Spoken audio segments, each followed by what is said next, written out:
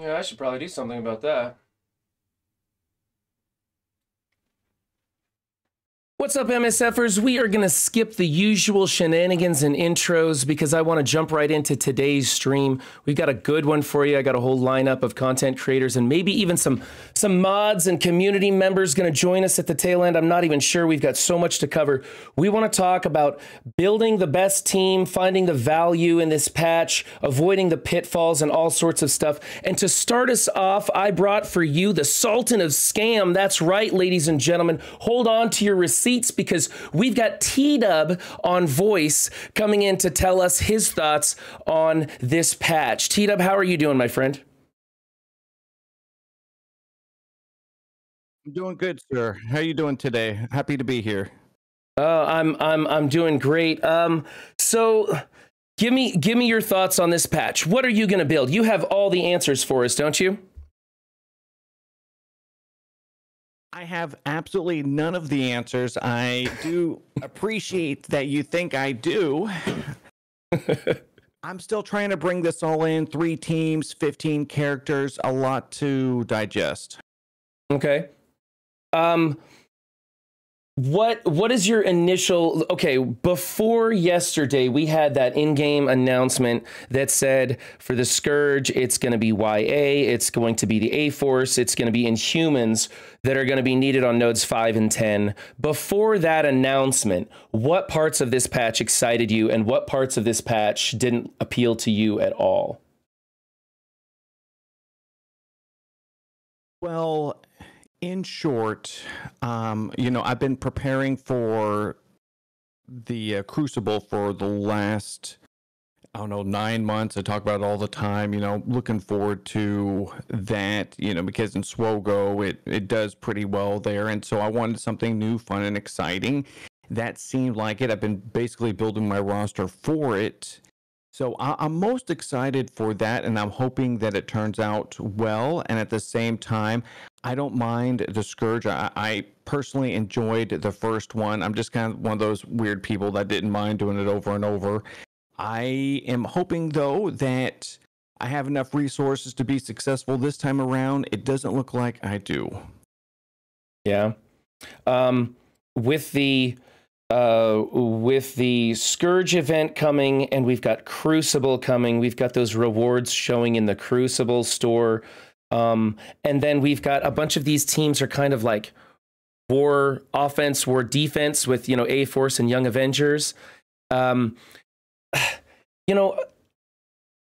you think that Crucible is going to be impactful? Do you think that's going to be something important that you want to build for? Or is that just more of a fun game mode, do you think?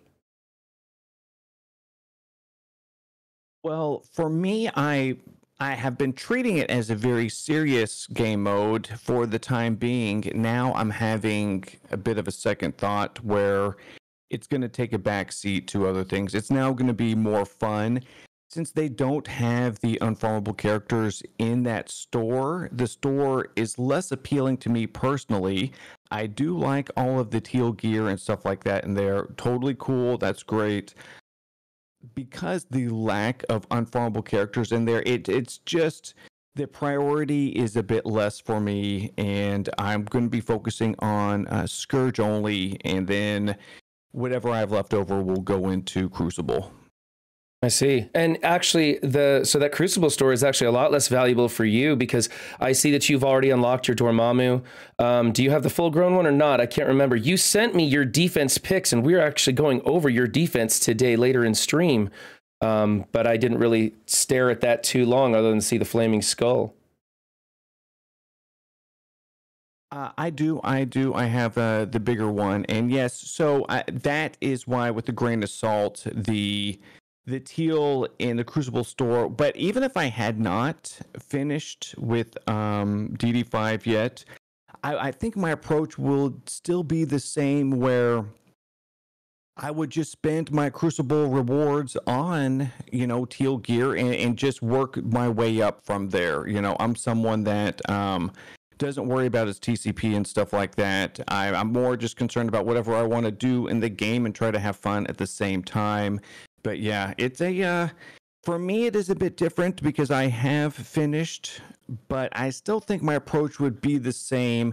The biggest Scourge, characters I can get, I think are the way to go for me personally. Yeah.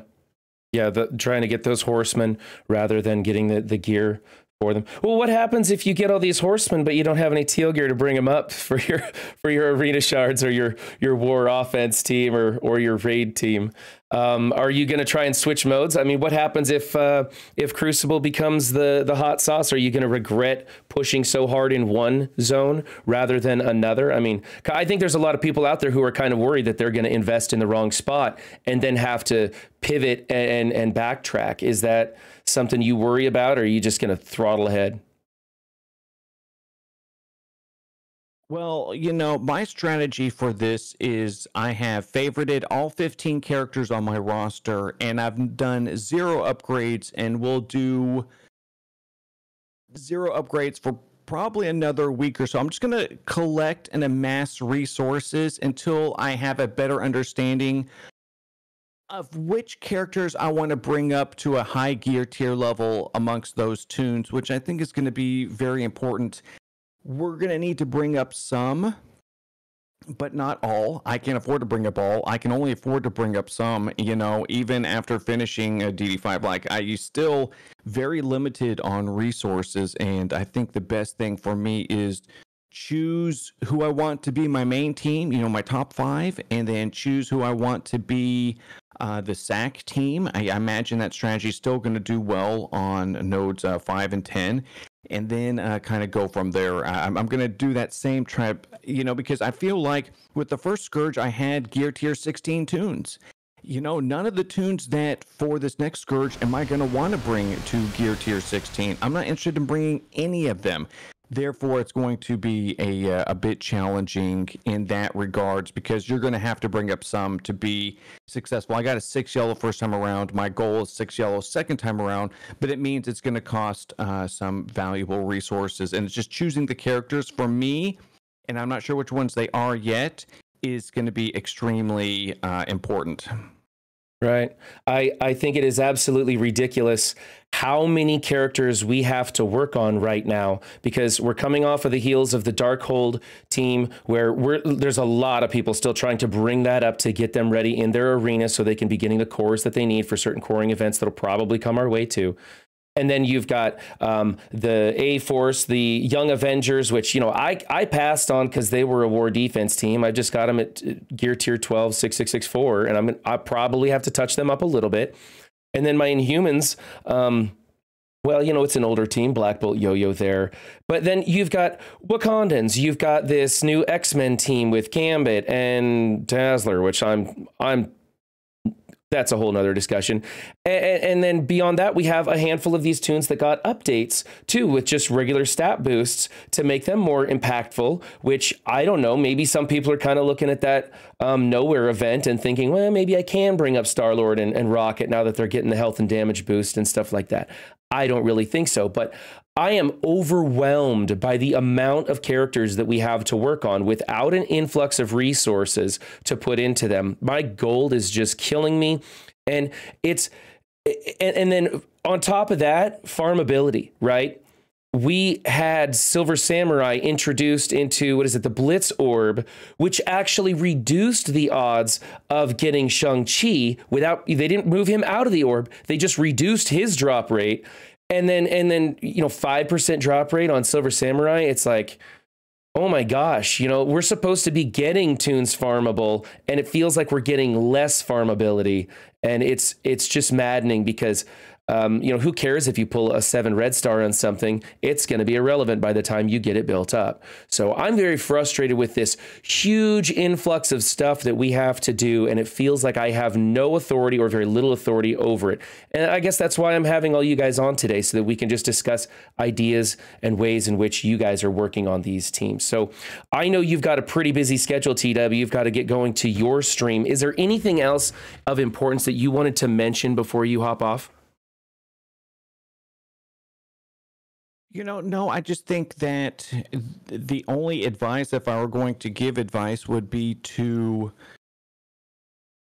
the resources you have to spend on these characters are not are difficult to get, and choosing the right ones to bring up are going to be very important. And that's just it. Just making sure you bring up the characters you want to bring up, I think, is the most important thing of this patch than anything, even Crucible or whatever. So, pleasure to be here. I'm so happy to be here, and thank you for having me on. I really enjoy your show, and so thank you so much. Yeah, thank you. And we'll be roasting your defense hardcore this later today. And I'll probably jump over to your stream after lunch today. So have a good one. Thanks, man. I appreciate you. Thank you so much. Okay, we've got Drunken Gleam up next. For those of you who don't know, Drunken Gleam is in Singapore, I believe now. He travels a bit. And I think I've got you unmuted, buddy. And if you haven't figured out by his name, he might be a little bit intoxicated. What time is it over there right now? You guys hear him? Yeah, I can hear you. I can't hear him. Oh, you can't. Oh, hold on a second. Hey, how's that going? Can you hear me now? Oh, yeah, there you go. Okay, somehow my mute button got clicked when I switched scenes there.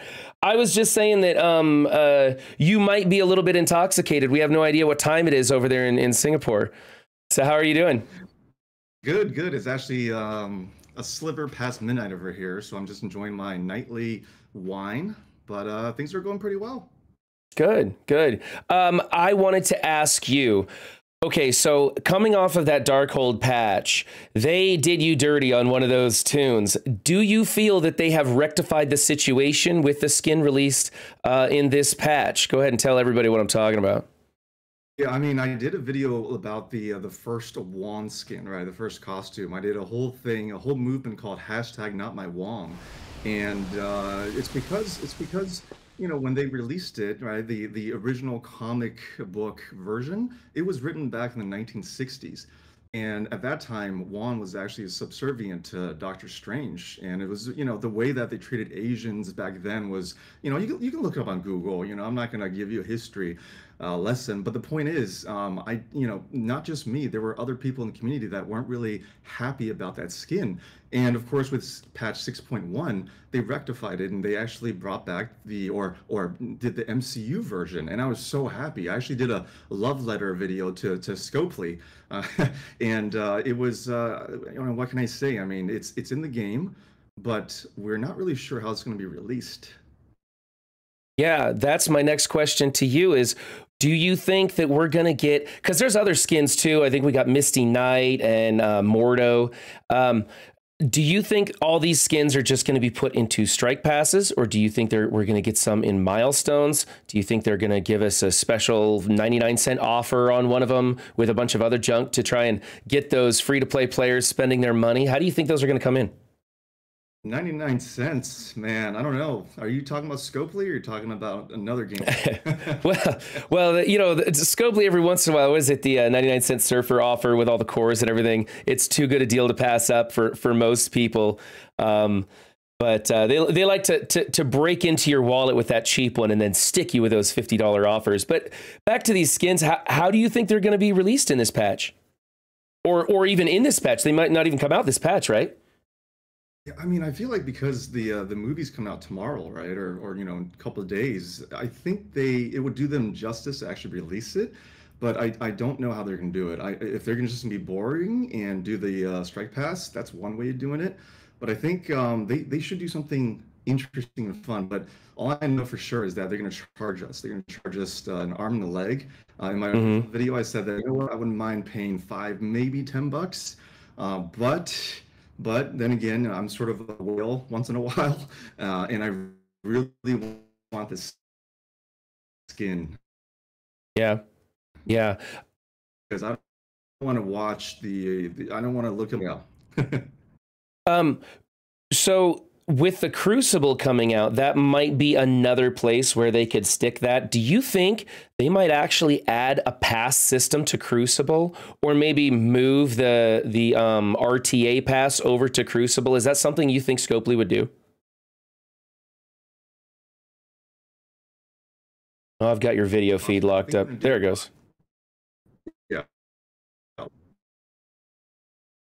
Let me turn her off. So you still there? Yeah, I can hear you. Uh-oh. I can hear you. Are we losing you? Well, that's what happens when we try to broadcast from two sides of the planet at the same time. You're cutting in and out. You're cutting in and out a little bit. Let's give it one more try and see if it'll come through. I think when it comes to Crucible, I mean, we have no idea how they're going to release anything right now outside of tier orbs. Mm-hmm. I think when it comes to the costume, I'd be actually pleasantly surprised if they released it through the Crucible event.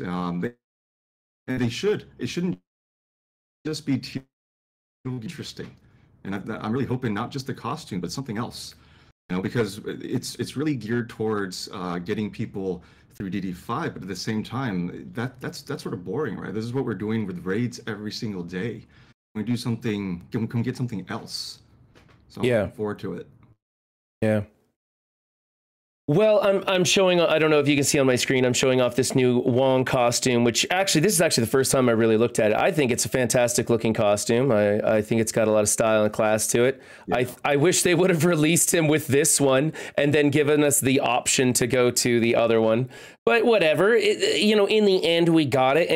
And that seems to be kind of a theme with Scopely. They tend to get us the things we want pretty late or almost never. So we'll see how it goes. Here's the Mordo costume. That's looking pretty good too. Yeah, I kind of like that one. Very excited for the movie coming out tomorrow. So real quick, let me get back. I got you on video now, so let's go back to the right monitor. What are you building in this patch? Like, where's your focus going to be? What are you going to try and do to get the most value out of these characters? So I was lucky because I actually built my Young Avengers early because I'm a huge war fan. You know, when I originally, when Heroes for Hire first came out, I focused a lot on them because I do like you know, your defense up videos, and that's what really got me into doing war defense teams. So Young Avengers, I got them pretty high, so I'm happy about that. But again, you know, I think this time around I'm going to focus on A-Force because they're supposed to be war worthy. They could be really good for offense or maybe defense as well as crucibles. So I think it's going to run the whole gamut. Wakandans, I did not build them at all, but I do hear that Shuri's actually pretty amazing in the tech raid with her rework. So maybe that's somebody that I'm going to build up, but I'm not going to really focus on Wakandans this time around until, you know, other content creators says, you know what, this is amazing, woo, and then maybe I'll look into it. We'll see. Right. My thing with the Wakandans is they're a Crucible team. And I think if we're going into Crucible, we need to be building like the 6 biggest teams out of our roster. Do I really want to build them that big for that one game mode? And then, like you said, Shuri, maybe Killmonger's got some value outside of that. I don't know. We'll see when they come out. If, if other people build them really big and find that there is a use for them elsewhere, then sure, I'll take another look. But I think off the bat, I don't know, man. I don't know. It sounds like a risk to me. Yeah, completely agree. Yeah. So A-Force, we have Spider-Woman, and she is a city hero. And I was patiently awaiting somebody who wasn't going to use up all of my resources other than Shang-Chi, because I am notoriously trying to avoid building him. Kind of regretting that choice, I'll be honest. But Spider-Woman comes along, and I'm like, sweet, she uses, I don't even know what it's called because it's such an obscure thing for her unique. And so I'm going to try and take her in as my 5th for City. I'm hoping that's a good choice. Of course, I have no idea because it's so early. I think I have her at level 70, haven't even played with her at all. What do you think? Do you think she might be a good choice for the city lanes for people who are just getting into DD5? I think so, right? Because first of all, she's going to be OP, definitely overpowered already. And she starts with what, ability or defense up for 2 turns, right? If you T4 it. So I think, yeah, definitely she's going to be worthy as an individual character. This is something because I just finished my 2nd run of DD5, and the city nodes really got to me, right? I was looking for another city character to bring in, and if I were gonna do it over again, I would definitely bring her in. Okay. Okay. All right, man. Before I let you move on, is there anything else you want to cover? Any special points you want to make? I think, you know, when it comes to this game, you just gotta have fun, right? The FOMO thing sets in every single time a new patch comes out, and people start freaking out or people are so excited. I think, you know what? Just chillax, guys and gals. This is a game. We enjoy it. Once in a while, we get lucky. It's just like a slot machine, right? You get all the sevens in a row, and you feel great. But other times, you feel like shit, and that's okay. That's okay. It is what it is. Just try to enjoy it. You know, look at the glass half full, right? Even though That's right. my glass is not very full, I gotta fill up. Well, you could think of that as a good thing too, because you already got that drink.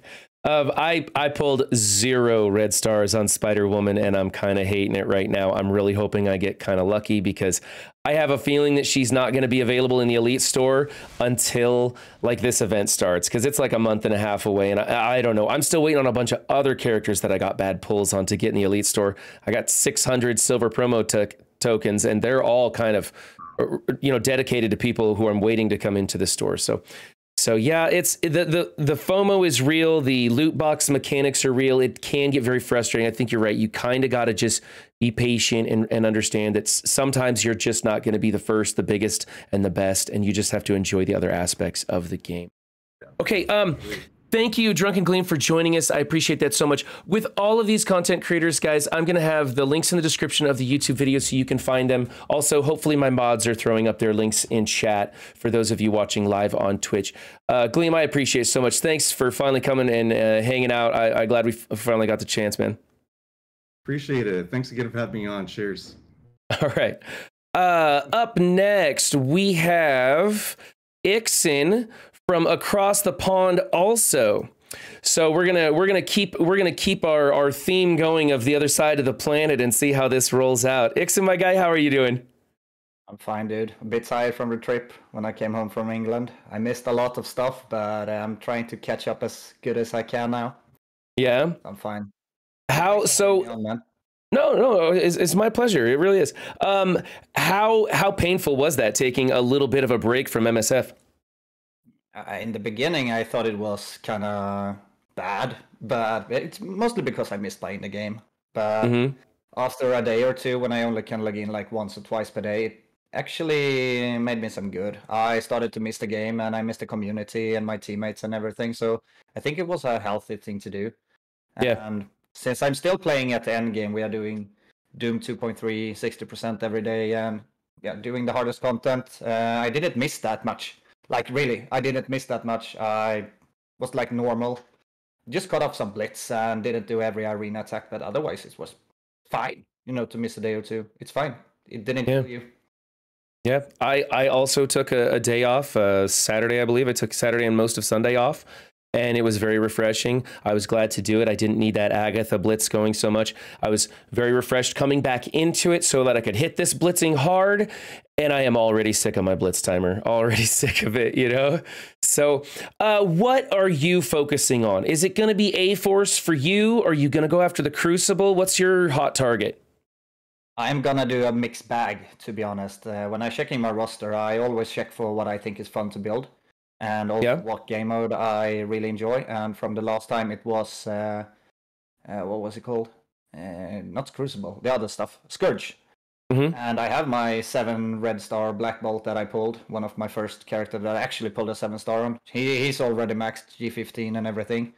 So I'm gonna go a mixed bag. I'm gonna go with something fun. Of course, it's gonna be JoJo, Black Bolt. They're doing a comeback. I love playing with them, and as soon as I get a chance, I will. Then I've looked at my other characters, what I think can be good for the Scourge, and probably I will take up Squirrel Girl, since I need something with sustain. And I am looking at Miles also. He's already built, since he's a part of the Web Warriors, so I think he will be would go with some slows and also with his disruption and everything. So and he hits really fucking hard also, to be honest, now when he's upgraded. So I'm looking for a 5th one, and I'm not really sure what to do there. it can go like anywhere. But I think that Spider-Woman will be awesome. I've checked her assist counters and stuff with her ISO, and I fancy her a lot. And I will be pulling red stars tomorrow, see where we land, and I'm gonna try to unlock her via course. I have saved over 8,000 cores, so I think I'm gonna go for her in this patch, just because I like her and her kits is really stable.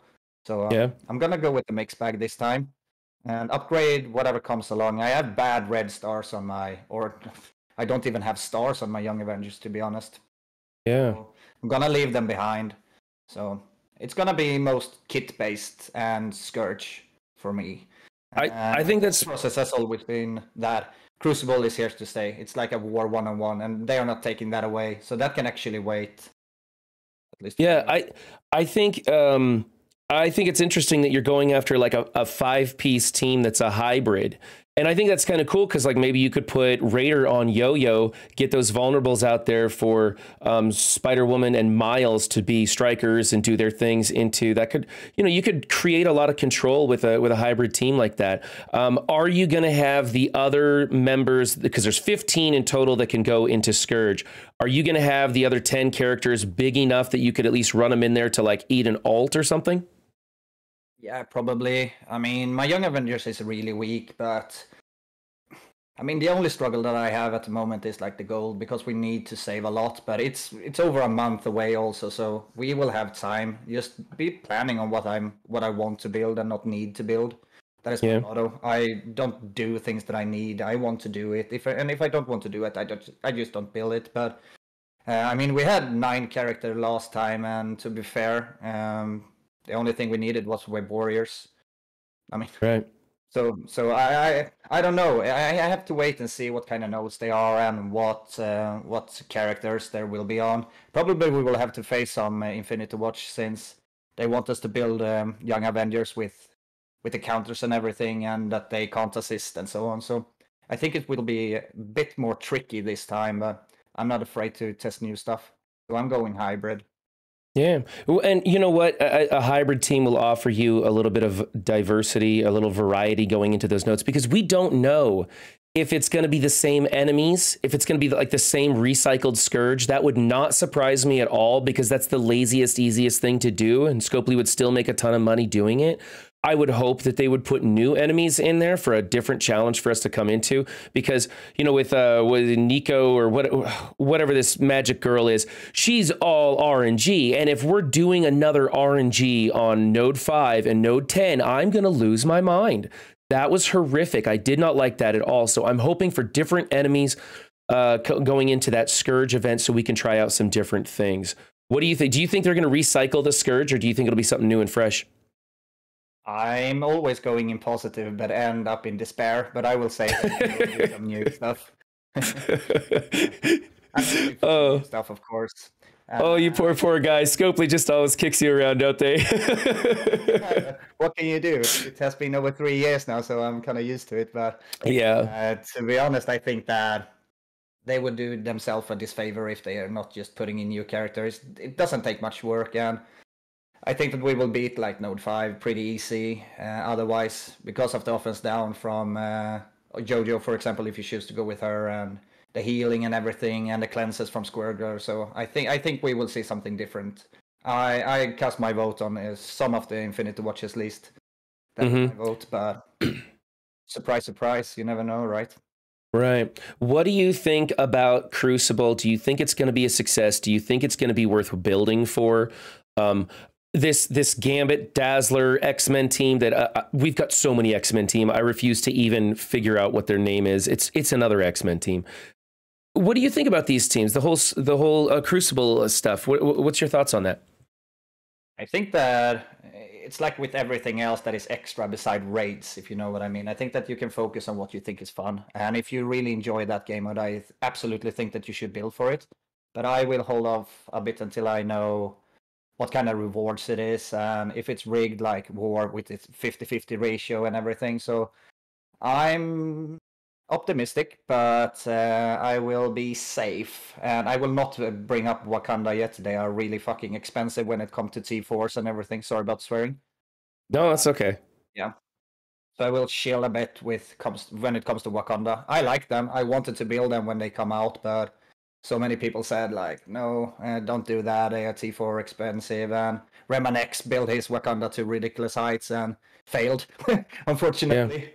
But it is what it is, right? So I think I will chill even again. I think that the Gambit and the new X-Men team is looking cool and everything. And Gambit is a good guy, you know. Right, it's fun to play, and I like his comics and stuff. And I've seen him in different various of children programs or cartoons, or if you say right from our childhood.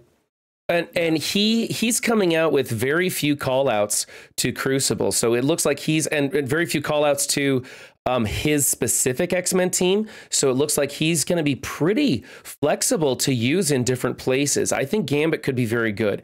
I am absolutely not at all excited about Dazzler. I just got to say, I think, and it's not Scopely's fault, I think this is Marvel didn't have the balls to make a stripper into a superhero. And so we ended up with the 80s disco queen with too broad of shoulders and way too much glitter. I'm not excited for this character at all. I've never been a fan of Dazzler. She doesn't impress me at all.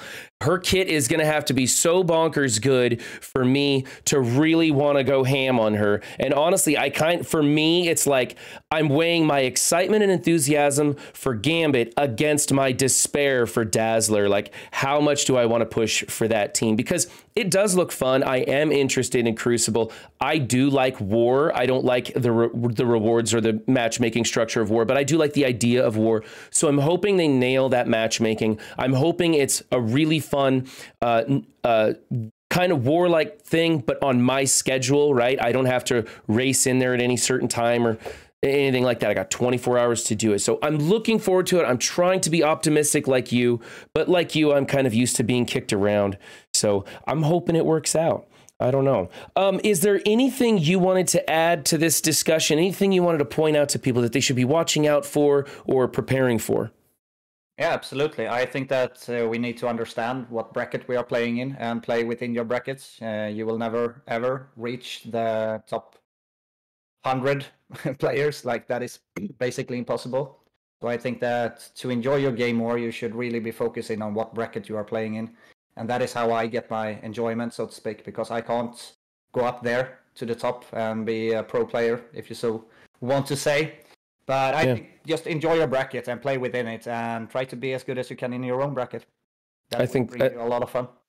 I think that's a great point to make. And, you know, you kind of prove you like to do what's fun, and you're still doing what, Doom 2.3, you said?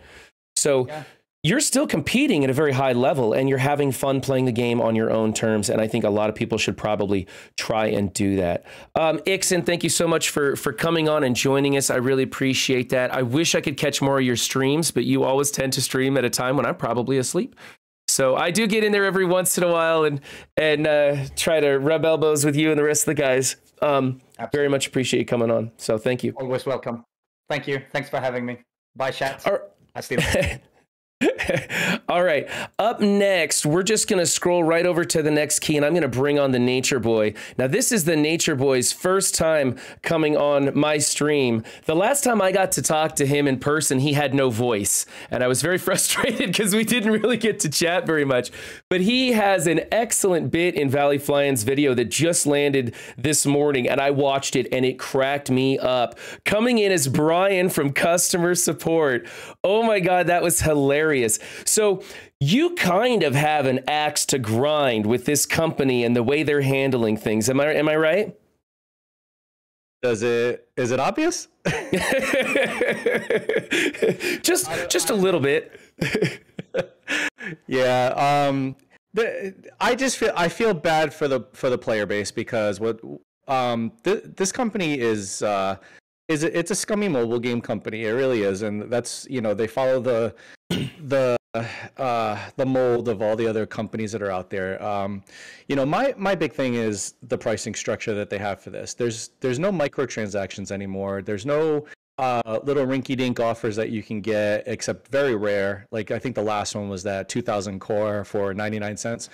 But my thing is, I said in one of my videos that, you know, you can over the course of what you would spend on a patch, you could buy like 4 or 5 AAA games that are complete games that you can level up your characters. It doesn't cost anything extra. You can beat the game. It's got great replay value.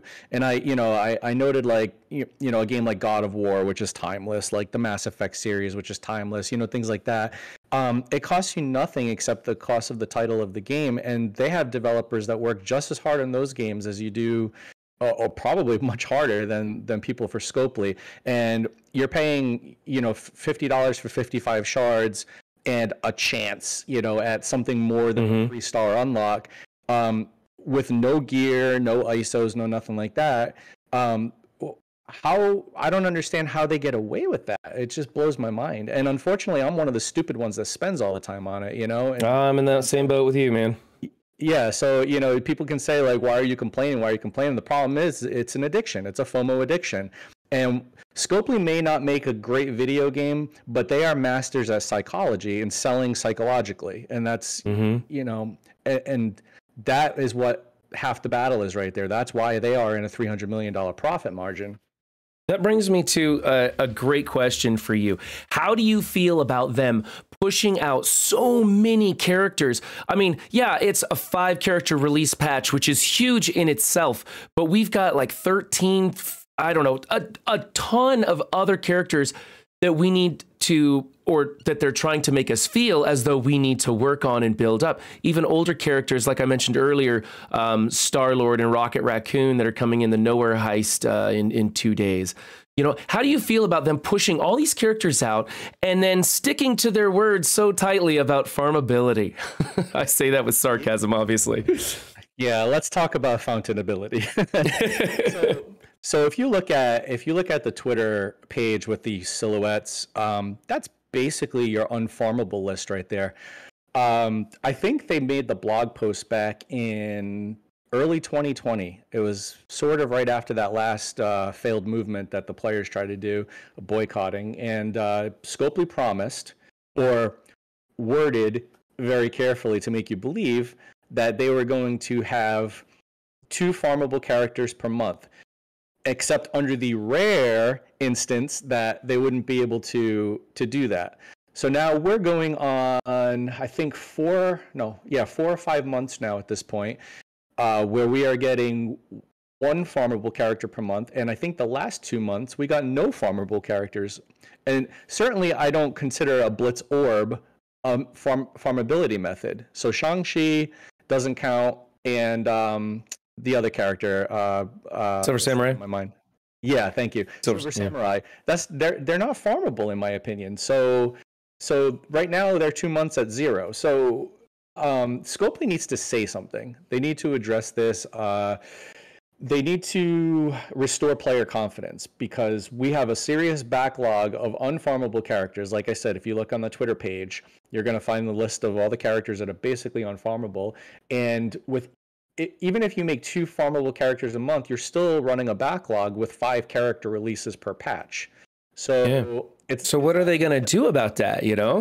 What's their answer to this? How long can they keep stringing this out before it becomes truly problematic? Because I mean, we're bordering on absurd right now.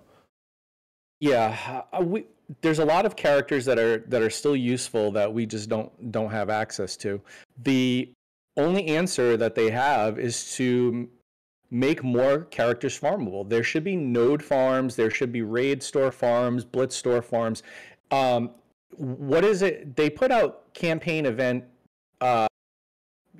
characters frequently, on the regular. So why not make another Doom War campaign, and you'll have more nodes available to farm characters that are not farmable.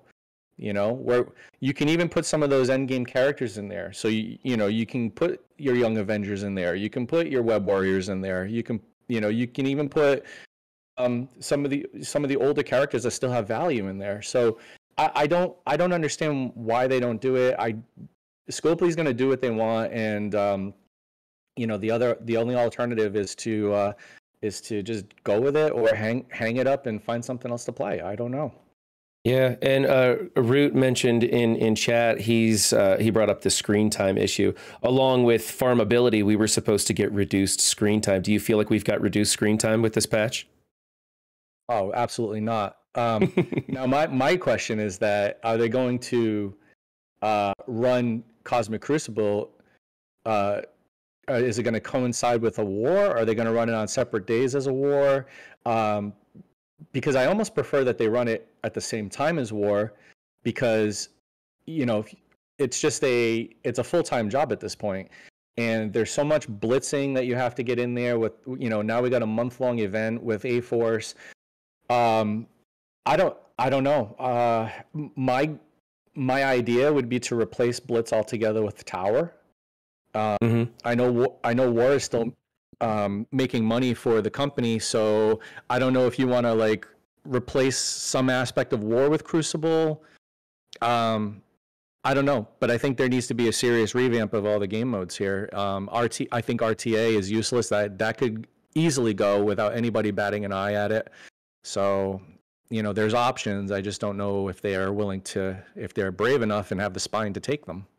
Right. I was blown away when I opened up the patch and saw another button added to the home screen. I was like, seriously, you didn't replace one? You just added another button? Like, and I'm looking at that empty space underneath it going, what's next? What's next? Are they going to put a tower button in there? And then I don't know. I wish they would do tower seasons and mix up the characters in the tower, because they change a little bit from tower to tower. But I think this last one, they didn't change it at all. I'm not sure. But they don't change it very much at all. And that drives me nuts, because then it's just like I just go back and rewatch my old videos and see what I used, and I use it again to get past that section and then go a little bit further. And it's not that exciting to me. But I would like them to give that a little bit of a touch up. Like I said, do seasons. You could run the same tower like 3 times, and then the next season you have an entirely different tower. That would be a lot more fun. You could get rid of RTA altogether, in my opinion. It's obvious they had other things planned for that, but they weren't able to find a way to really monetize it. They tried this Mojo Pass, which is garbage. Take the Mojo Pass. I don't care. Put it over in Crucible. I don't buy it anyway. It doesn't matter to me. They usually put skins in there. It's not interesting to me. I'm not going to spend my money on that. So I wouldn't mind if they got rid of all that together. I think they need to reduce blitzing. Give us like 4 blitz charges per character, so we can blitz whenever the heck we want, not on a schedule, and we only have to do 4 rotations a day, and that's it. That would drastically cut down on the screen time in this game. If they want to use these leaderboards, then people would actually be manually blitzing to get the highest score they possibly could, because they only get 4 chances to do it each day.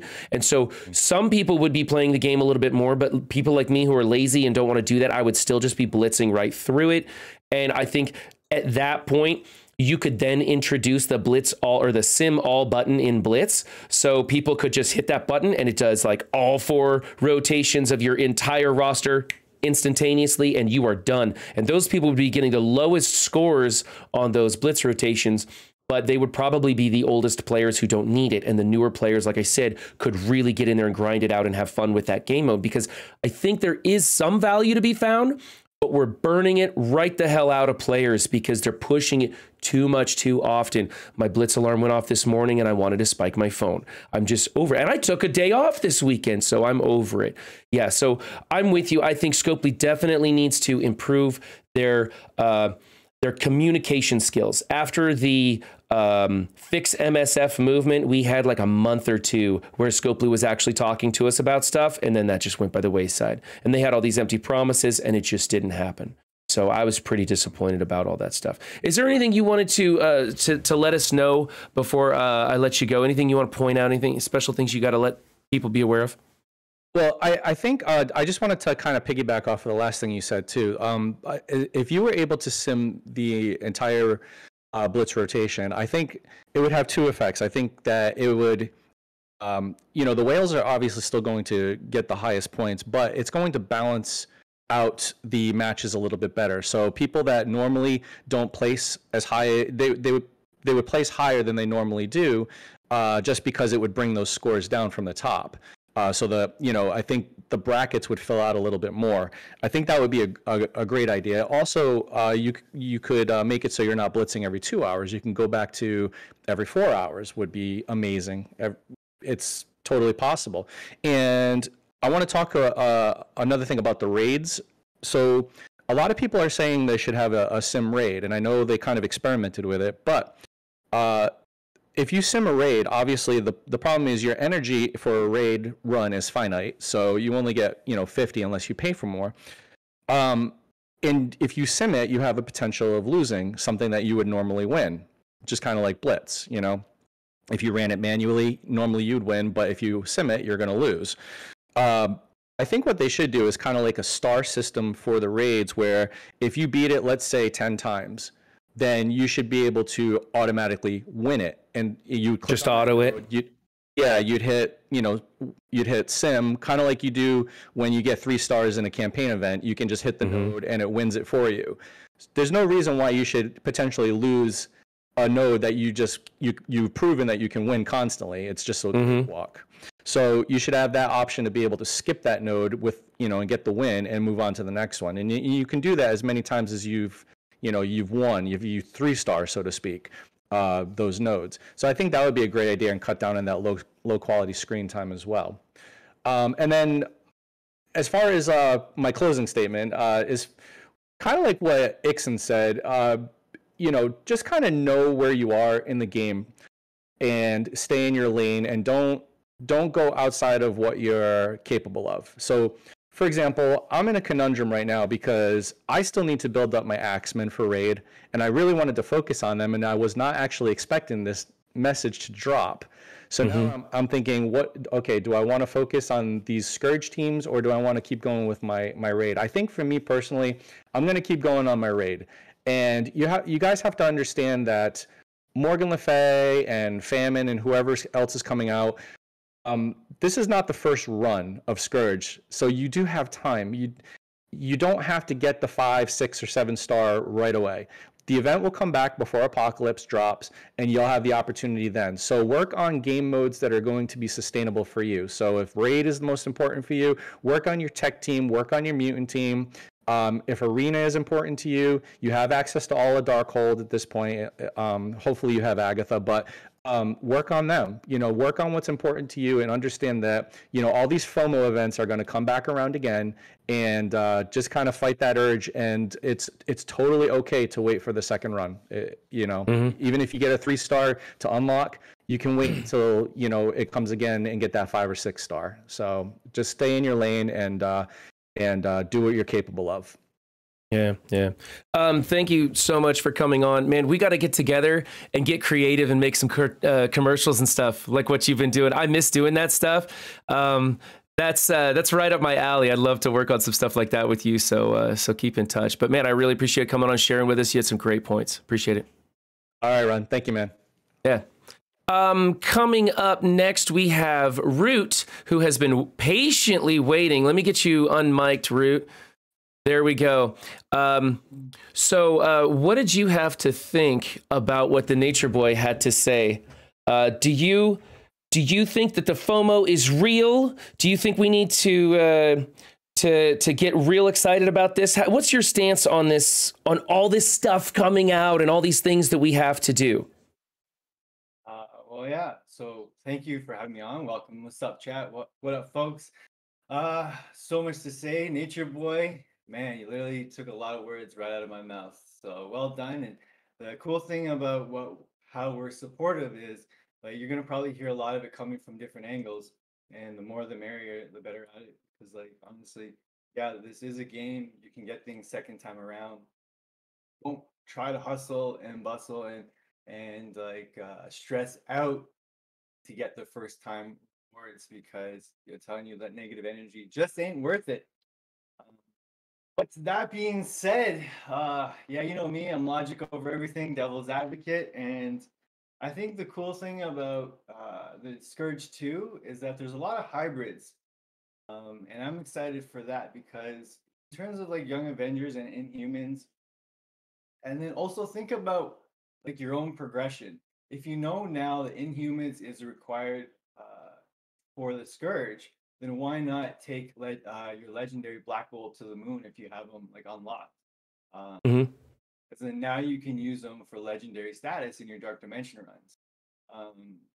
Someone like Miss Marvel, right? She's both tags, so if you hybrid it right, you can probably work it out, and you might want to keep Squirrel Girl alive for like that last node to cleanse. I don't think a lot of people are really giving Young Avengers true credit. Now, I mean, and sometimes I forget a lot of their kits, but I don't know if like the assist mechanic is for war only, or is it? Oh, it's the assist mechanic for Miss Marvel is just a hero brawler or Young Avenger. No, not that one. The the assist counter where like them together. I think it's either Echo or K Bishop that prevents assists. Right. So. Oh, that's just Echo on her own, I believe. I believe that's just Echo on her own in any situation. So that's. If she's not war tagged, it could be beneficial for the next Scourge event again if they change the tunes. There's like so many angles you got to think about to kind of make your progression easier. Yeah, because what if in Node 5 they come out with like a partial Infinity Watch in there with Nebula as a skirmisher and the others as strikers, and you're like, oh my goodness, these counter assists are going to kill me. You're definitely going to need an invested Echo to come into that and save you some trouble. So, and we just don't know, right? We just don't know what's coming up. We don't have the information. And I know a lot of people are applauding Scopely right now for giving us this heads up on the 3 teams coming into it. And I'm just like, okay, you kept me from wasting money on Wakandans because I'm going to pivot away personally. I'm going to pivot away from Wakandans, which I wanted to do, but I'm no longer going to do that because I think it's going to be A-Force for me. So that helps, but I still don't know. Like you said, like I may need Echo and I don't want to build Echo. So we just don't have the information. And the crazy thing is that like Wakandans, because like you asked me on my stream the other day and I was going to go with them.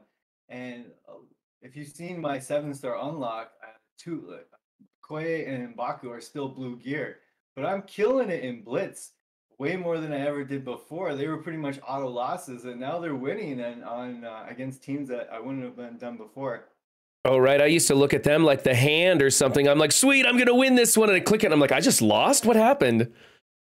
And so it's kind of, again, maybe up in the air. I think it just depends on your roster, how much gold you have, and what excites you about the game.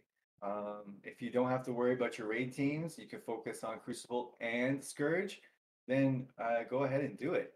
I mean, you just got to look at where you are and what the best path of success is for you. Yeah. So you're looking pretty fit, dude. You're wearing that Batman shirt pretty well. You've been doing some workouts before streams and stuff like that. It's showing, man. 100 push-ups a day since February 21st, daily workouts. Oh man, you're making me feel fat and lazy. My back hurts just hearing that. Sen in there, I forgot to mute Sen. It helps. But, just going back to a lot of what's going down, I just hope people acknowledge that, yeah, they've given us time, and what the time is giving you has the opportunity to figure out, okay, what teams you want to work on. And you know what, Ron? You never know in 3 weeks, 4 weeks time, but you might be ready for Scourge and you still could be killing it in Crucible, right? And then have Wakanda's coming up in the background. You just don't know. Are you excited for the new X-Men team with Gambit? Yes and no. I'm excited for Gambit because I think he's in assisting mechanic for all the other X-Men tags. Feel like they left that characteristic open because I don't believe Rogue, I'm not trying to jinx anything, but I don't think she's actually going to get the unlimited X-Men tag. I think she's just going to be like legendary and stuck to like a horseman thing. And that's why Gambit got the just the bonus X-Men allies tag. Because Scopely, they like to give, but they like to keep it within reach. Yeah. So but I'm excited. Like honestly, I think they did Gambit justice in the thing. Like in the artwork, but I will say this and go on the limb because I heard you talking smack about our girl Dazzler. I don't know if you know, man, but like straight up, she's an S tier mutant, dog. Like her power is controlling light. That light manipulating Maori fucking eviscerates your retinas. No time you're done. And I don't know if they're gonna make her that badass in the game, but I'm telling you. I don't know, man. They put glitter on her, so I can't touch her. I got a thing about glitter, so we'll see. But didn't you like the Glitter Sisters, my man? Like, yeah, that's true. Yeah, you got me there. That's right. Well, we weren't calling them the Glitter Sisters until I'd already overinvested in that team. So I don't know if they would have earned that title early on. Maybe I would have not put my foot in it so much. But I don't know. I mean, I'm just not that familiar with Dazzler. And like I said, I think that was Marvel's opportunity to kind of push boundaries a little bit, and they didn't. They kind of watered it down. But I mean, I don't know. We'll see when she comes out. We'll see what her kit looks like. We'll see how she plays. I'm super excited for Gambit, like everybody else. I mean, he looks great. He looks like a good flex character in a lot of places. I'm interested to theorycraft with him and stuff. So we'll see. I'll give her a chance. I just, when it comes to Crucible, I do want to build and invest in a good Crucible team. I don't know if that's going to be Wakandans, and I don't know if that's going to be that X-Men team, or if it's just going to be something that's already on my roster. Like I said earlier, I think we're going to have to build really, really big for Crucible. So when I pick a team for Crucible to invest in from scratch, they better be bringing it, They better be bringing it. For sure. But at least, if they're not, say we don't get unlimited X-Men in time, when Crucible starts, because it's starting soon. We don't know when we're even going to get these characters released. You can theorycraft with your Wakandans, and again, I think that's what a lot of people are forgetting, is that these things are going to drop, and it's not like you immediately have to start investing in them. You can just throw your whatever Wakandans on and see how they hold up. Mm-hmm. Yeah. What they do. Yeah. A lot of people were saying on Wakandans, they were saying, oh, it's going to be like a full team of Raiders, basically, and Shuri. And I was looking at that. Doesn't Okoye have, she has an assist on each Wakandan's turn? And I was like, couldn't we make her a skirmisher in some of those strikers and get triple taps or something? I think there's a lot of options in this team. Plus, with Killmonger being a merc, and he's getting that slight rework too, maybe he wants to be a striker over there with a skirmisher Taskmaster, or keep him as a raider and run Taskmaster as a striker. I don't know. There's lots of little things that I think we can do with that team. That's why I wanted to build them originally. They looked like a lot of fun in a lot of places, but I just don't know. Now the FOMO is all about making sure you have a team ready for Scourge. And honestly, the first time around on Scourge, I did 3 runs. I watched everybody else refreshing those nodes. I said, I'm not going to partake. I made top 5,000. I was good. I probably could have made top 4,000 had I been watching the clock on my 3rd run, but is what it is. I'm happy with what I got. I'm holding in the top 10 in my arena with my MLF, so I'm fine. And I think I'm going to do the same thing on the next run, and I'm just going to watch the other content creators and all my friends and stuff and see what they're doing to get decent scores, and I'm going to do the same thing. Of course, this time around, we don't have 11, 12 days of Scourge. We've only got, I think it's 5, right? So we're going to have to figure it out a little quicker. And I'm glad, because I thought 10 days was too much, and when they extended it out, I was like, you guys are just doing that to sell more offers. Yeah, it was nuts. And I'm excited that it's only going to be 5 days, because with that, you just want to one and done and get it over with. Mm-hmm. You're smart, and that's sound advice too. You're happy with your results. You said you're top 50, top 20, and top 10 in arena. That's another thing too. You gotta remember, if wherever you were in arena, let's say you were top 500, you still are top 500 with your score. It seems like it was still pretty fair. Yeah. I mean, yeah. I think, I think a lot of people maybe thought they were going to do real well in Scourge, get that MLF, and just hold the #1 spot in their arena out of nowhere. And you're like, okay, everybody had that idea. Everybody got MLF, and everybody is competing on the same level still. So you're not going to jump up tiers or anything, just how often you get in there. Is actually still full of hybrids. There's some beefy people in there. And so, it's fun, okay, because MLF mattered, but the whole team didn't. Yeah. Okay. Steven's correcting me. We have 10 days on the first run of each Scourge, and then it comes back in future runs for only 5 days. So that sucks. I don't like 10 days on the first time around, but whatever, because, in the second time around, you're only going to really need 1 or 2 days, because you'll probably be sick of it from the first 10, but whatever. That sucks. Thank you, Steven, for that.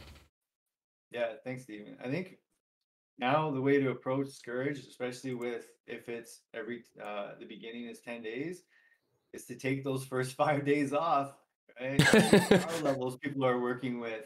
Yeah. Again, at least it gives you more time to get those tunes up. Yeah. Check out your content creators, watch what they're doing, see how they succeed or fail. culminate. You know, it's better to spend an hour watching different videos on Scourge than to spend 12 hours refreshing Node 5. So see what you want to do. Hey, Root, I appreciate you coming on, man. I'm going to move over to Sen Raven and then on to Benny Westside. Benny Westside's got a mute button going that I'm not really sure what's going on there, so I want to make sure he's aware of that. And I'm going to switch over to Sen. But hey, thanks, man. I always wish that I could catch your streams in the morning because you do the fitness thing at the beginning.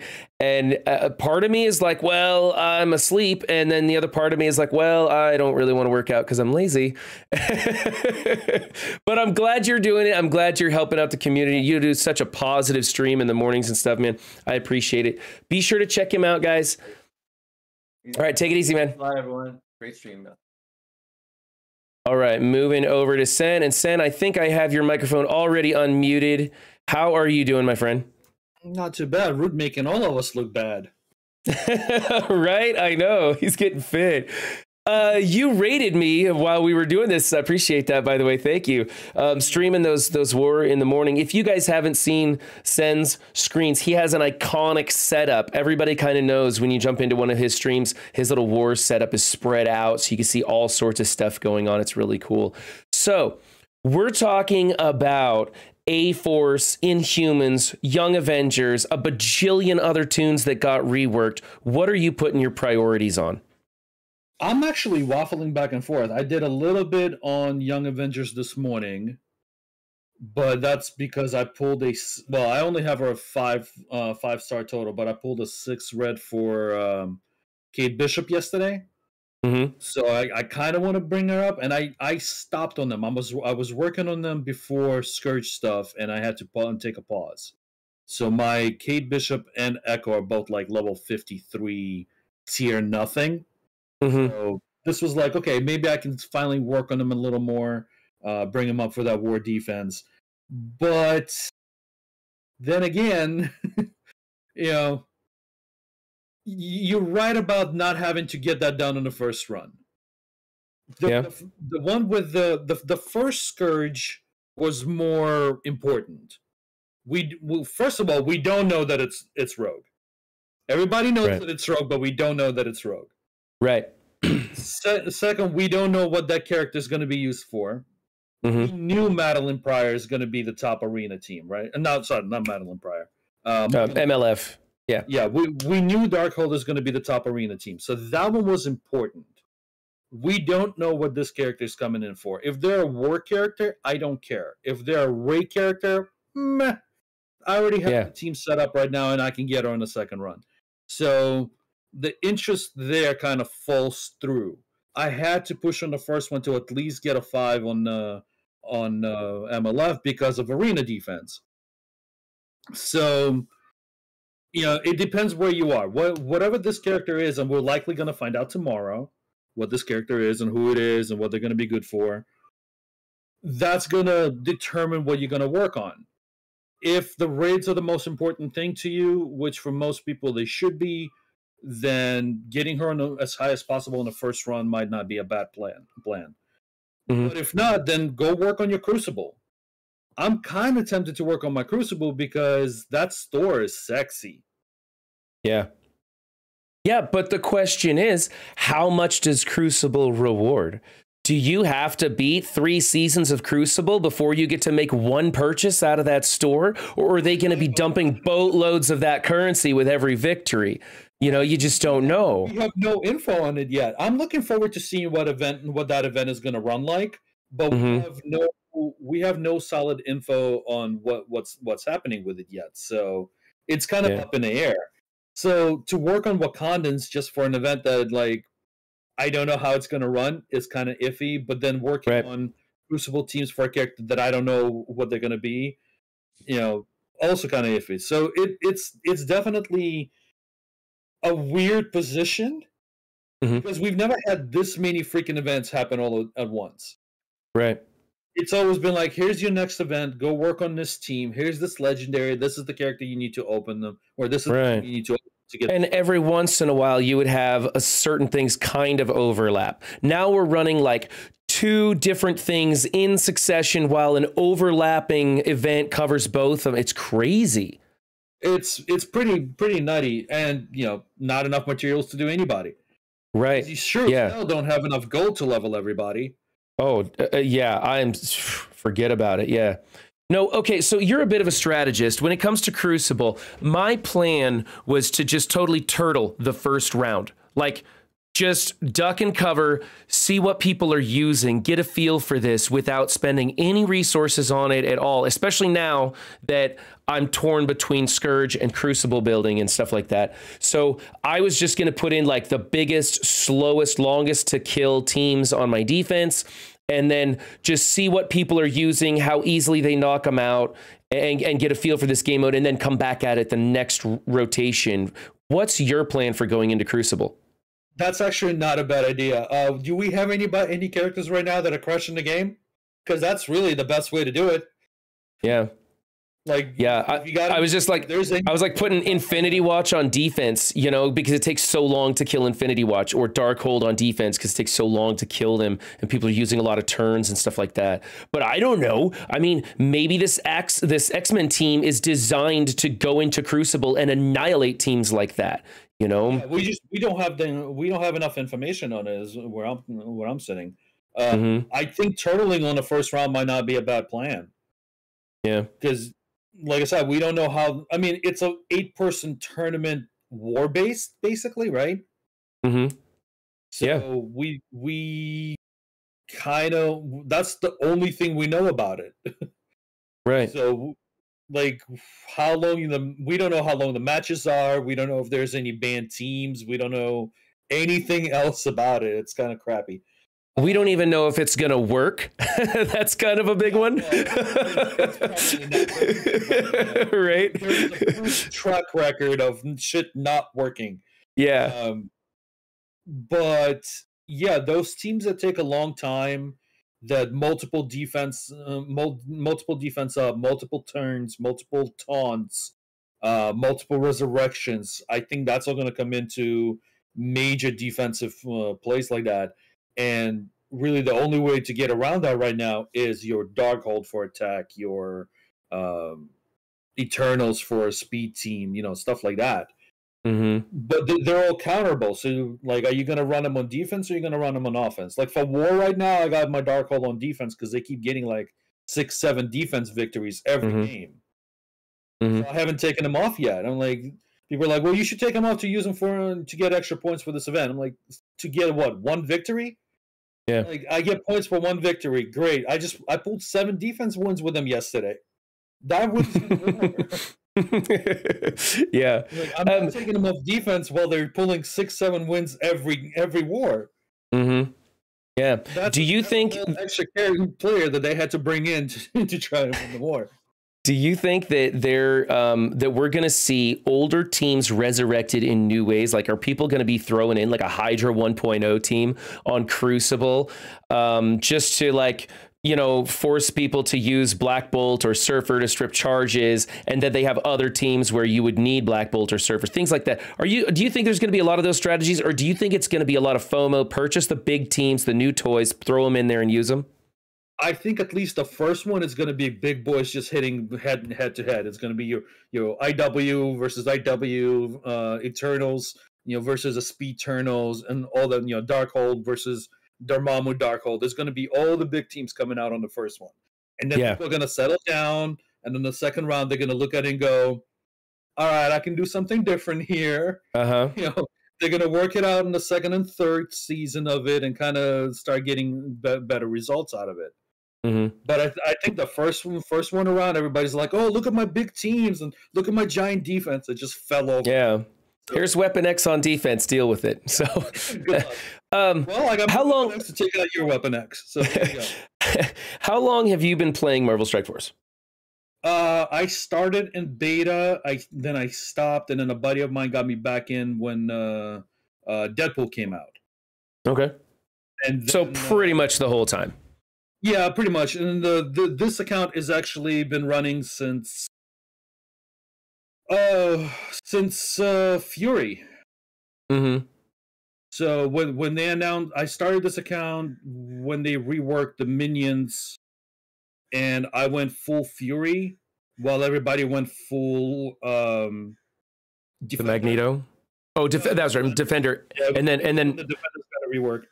Yeah. And then I just held Arena for months and months until the Arena meta changed to, I think, X-Men, because everybody was running Defenders, Phoenix. which were doing amazingly well. But the Fury with minions was clearing them out. So I oh God, you remember Defenders and Blitz? You three choices were all Defenders. So my point is, you've been playing this game long enough to have a good feel for this company. What do you think the odds are that Scopely is going to make changes to Crucible after it releases? Like, are they going to take player feedback, make some adjustments, make it really fun, player friendly, a great experience that doesn't cost us a lot of money? I think that was all sarcastic, by the way. Yeah, that's all. It really depends on how well the first round goes. Tower went pretty well. It needed some modifications. They did some modifications. It's better. So I don't think, except for like having its own safe squads, I don't think Tower needs anything right now. It needs its own safe squads.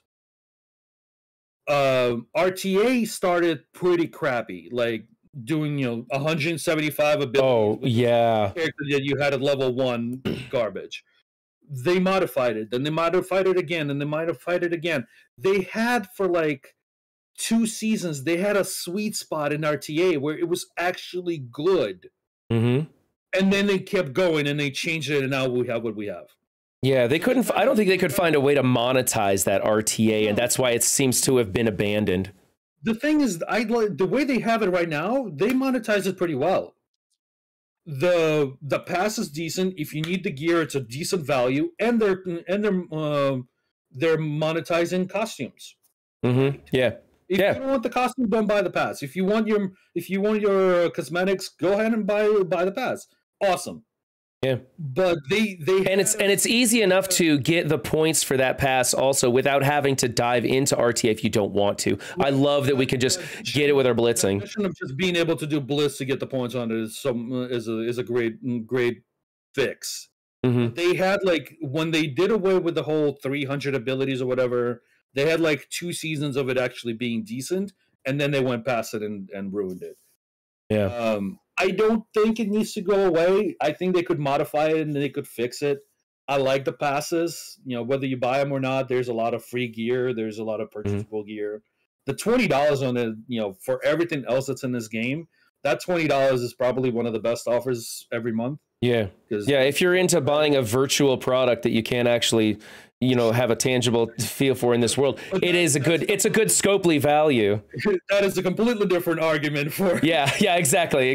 We're already in the woods here. So, right. But if you're already spending, 500 cores and 5 gold credits and all this extra gear for $20 for everything else that they do, is a decent value versus everything else in the game. Yeah. Do you think they're going to add a pass to Crucible? Do you think they're going to? How are they going to monetize Crucible other than selling us teams for it? Because people are kind of getting tired of buying war teams, right? Especially war defense teams. Tired of buying teams, right? They really ratcheted up the speed of the releases, which is super weak. Oh, yeah. I know they're trying to push all these characters out to get Apocalypse in 2022. So by the end of the year, they have to have Apocalypse in the game, and they have to get all these teams out with all these legendaries and probably counter teams for them as well. But we're getting like, even the whales are like, okay, this is too much. Right, and that's another good point you bring up is. Do we know, are we going to get a second run of all these legendaries before Apocalypse comes out? We are supposed to? That first 10-day run, and then the second 5-day run is all supposed to happen before Apocalypse at the end of the year. Next question. How do they release Apocalypse? Is it dependent on your legendaries stars, like those 4 horsemen? Like, are you going to get an Apocalypse that has, like, so let's say you have 3-star on MLF and you got 4-star on every other horseman. Are you going to get a 3-star Apocalypse because that's the lowest star rank? I mean, I have no idea how it's going to. Right? Are you even going to get Apocalypse? right? Because we don't know. So right? It's all fine. It's all perfectly fine to go in and say, hey, I'm gonna do the Scourge. I'm gonna unlock him at 3-star, and then on the second round I might get him at 4, maybe at 5, and then I'm just gonna wait. But we don't know if we need them all at 7 to get Apocalypse. What happens if Apocalypse is a completely different event with a leaderboard and only the top 100 players unlock Apocalypse, or you could buy him for $200? Wouldn't that just be like the worst thing? Right? I mean, but honestly, this is like a scenario that used to be absurd to me, and now it's within the realm of possibility. That's probably the worst case scenario, but I'm just pointing out it could be something horrific like that. If something like that happened, you would have 100 people that got Apocalypse, 200, probably like 1,000 people that bought Apocalypse, and like 5,000 people that quit the game. Yeah, I think you get like 30,000 people. I mean, that is the absolute worst case scenario, but I'm just trying to articulate an event that we just don't know. We just don't know how Apocalypse unlocks, and everybody is freaking out trying to get the biggest horseman they possibly can for just to cover their ass, right? Just to cover our ass. That's pretty much it. Yeah. Stephen pointed out that they said that MLF will run twice, but the other ones might not, so we'll see how it goes. See, and now it's even scarier. You gotta get them on the first run, you know? Oh. Sen, is there anything else you wanted to touch on before I switch over? I'm going to jump over to Benny Westside next. No, it's all good. Thank you for putting this together. This was cool to jump in on. Yeah, thank you for hanging out. Oh, we got Benny on video. Oh my goodness, I've never seen his face before. This is going to be exciting. Hey, man, I appreciate it. Whenever I'm not streaming, I love to jump in on your stream. So thank you. All right. Let's go ahead and mute that one. And we're going to go to Benny. Let me make sure you're unmuted and get your volume cranked up. There we go. How you doing, my guy? Hey, I'm good. How are you? I'm great. Hey, if you guys don't know Benny Westside, if you've seen a good infographic on Discord, chances are he's had his fingers on it. He's been producing a lot of great stuff. Him and Pathfinder have been putting out a few things. Absolutely wonderful infographics that you guys put out. I really like it. Thanks. So tell me, because this is the first time I've got to talk to you, really. So tell me about yourself, how long you've been playing the game. Like, what are you doing in game these days? Sure. So I'm basically a launch player. I started somewhere between the Black Panther movie and Infinity War. I don't remember exactly, but basically day one. And then I quit for a year in between. So I missed the whole Black Bolt, Ebony Maw, Ock year. And then I came back right before Jubilee. I'm at about, I think, 16 mil right now. We're doing 2.3 daily, like 80%-ish. Man, all these guys doing raids higher than me. I'm getting jealous. My wife's doing 2.2 now. Follow our graphic with Pathfinder. We have a there. That's it. Yeah. Show you how to do the raids. Right now I'm sort of just, trying to orient myself in the game because they're throwing things at us. Back in the day, it was like you would only get 5 characters a patch over Christmas because it was a 2-month patch, right? Right. Otherwise, it would either be 3 characters or 4 characters, and those would be like 4 to 5 weeks or 5 to 6 week patches. Now we get 4-week patches that have 5 characters, but like 3 teams. So, and other updates too. Oh yeah, and I'm just trying to find my bearings and prioritize correctly. I'm still recovering from or catching up to last patch. I was lucky enough to get Morgan at 6-star and sort of hanging around top 20 in arena, which is good, but I'm still trying to build up the rest of my Darkhold. Right. And yeah. Where are you at on the Darkhold gearing? Because they're all, there's so many mystics and everything. Are you getting them up there to 14 and 15, or are you having trouble with that? So Agatha and Wong, I got to 15. Morgan and Strange, I have at 16. And Wanda, I'm just not using. I don't have the... Right. Like, I can't prioritize her. I'm using Loki. He really helps with the debuff landing because he reduces enemy resistance flat by 30%. It's like Emma's passive reducing speed. That really helps. And then he also gives Morgan extra speed bar and spawn, but also focus. And that's been helpful. Yeah, and you don't have to have Loki built up for that stuff either, right? It's like level 5 or something real low is all you absolutely need. He just has to spawn in.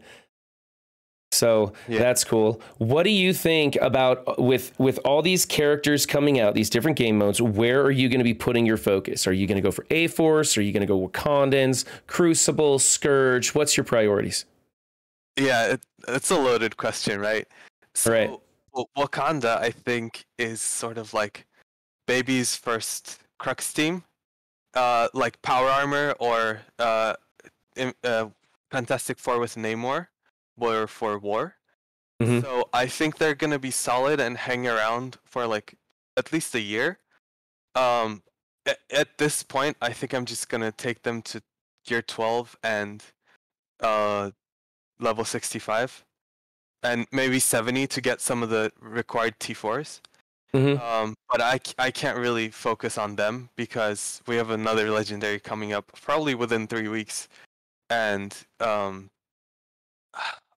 what in terms of the other teams, so for Unlimited X-Men, I'm probably the only person that's not impressed by them at all.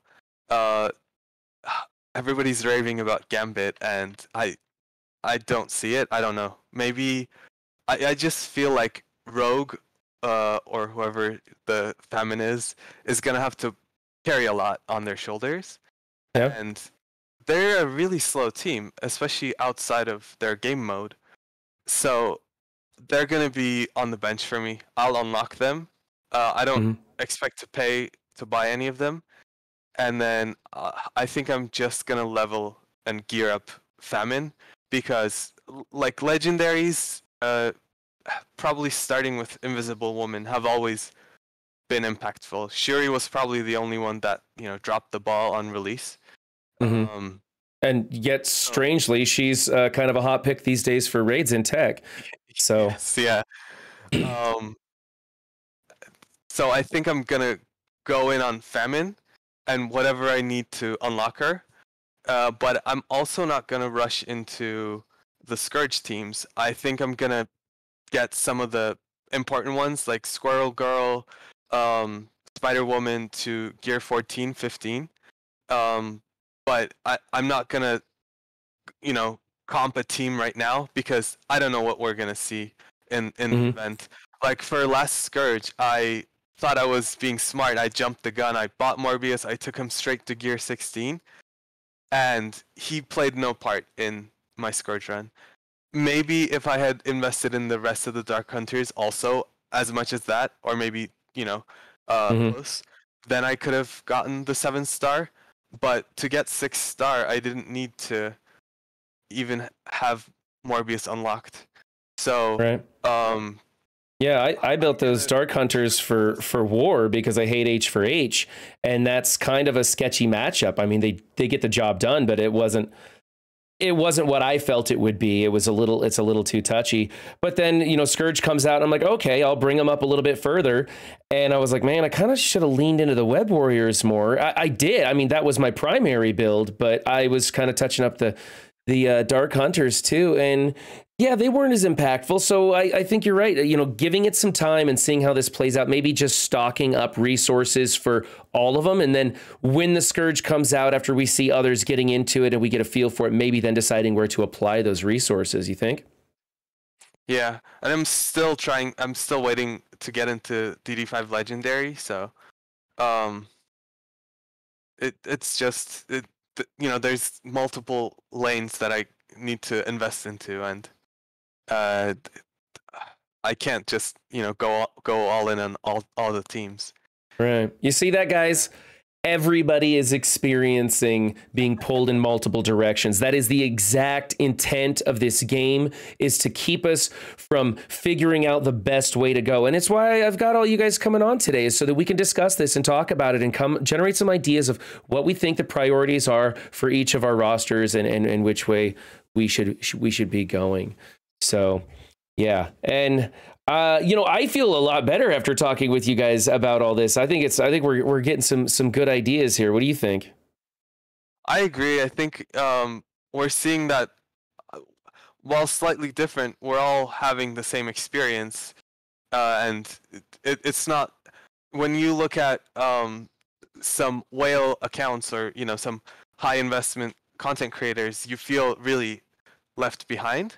But that's just the one percenters, right? So that's why Scopely has an Envoy program is to showcase the high end stuff and get people excited and say, oh, I need to be competing with Mobile Gamer and Remenex and stuff like that. Yeah. And no shame to those guys, by the way. They're playing the game at the level they want to play the game, and I think that you guys out there should too. Figure out where you fit in best and then just get comfortable there and don't worry about beating the person in front of you. Just worry about beating your own score and improving yourself, I think, is the best way to have fun in here. Yeah. Make sure you define what your priorities are. And if you realize that you made a mistake, or something new comes up, like today we found out Inhumans are coming back into importance. Don't be afraid to pivot. Also, don't equip teal gear until you can equip all. Don't piecemeal equip. I've seen people do that, and then that's a great tip. Yeah, it just came to my mind.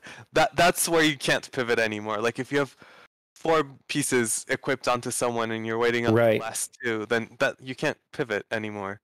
So keep your options open. Yeah, exactly. How important is it to hotkey 2 characters, 5 characters, 10 characters, 15 characters? How many should you have at the top of your roster that you're putting your attention on, and how important are those characters to put at the top of your roster? Right now, I have 5 characters there, and they're all for the different ISO classes. So yeah, my favorites are for farming ISO crystals. For farming ISO, okay. But I say don't have more than 5 to 7 that you're trying to build up. Like my VS favorites, that's what my to build list. It's been really inflated, and I haven't been able to get to any of them because they keep adding more new priorities. Who thought we were gonna be considering building Black Bolt back up? I mean, a lot of people did build him for Dark Dimension, and he's a viable option in War, probably in Crucible as well. But now he's prominent because he's gonna be in Scourge. Yeah. Why do you think they brought the Inhumans onto that list? It is a very strange pick. Do you think that maybe has something to do with Black Bolt and Dormammu? Like people can use him as a niche counter in Dormammu to kill people without them reviving? Are they trying to bring some emphasis to that maybe?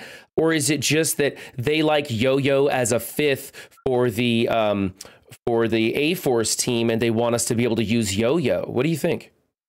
My theory is bio gear crunch. Inhumans are all bio instead of except for Karnak. I think Young Avengers have 3 bio.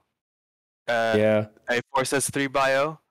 That's a lot of bio characters. I think you hit the nail on the head right there. If they could screw us financially, that's why. Exactly. And after Famine, we have War, who's this chonk in the silhouette, and is rumored to be Red Hulk.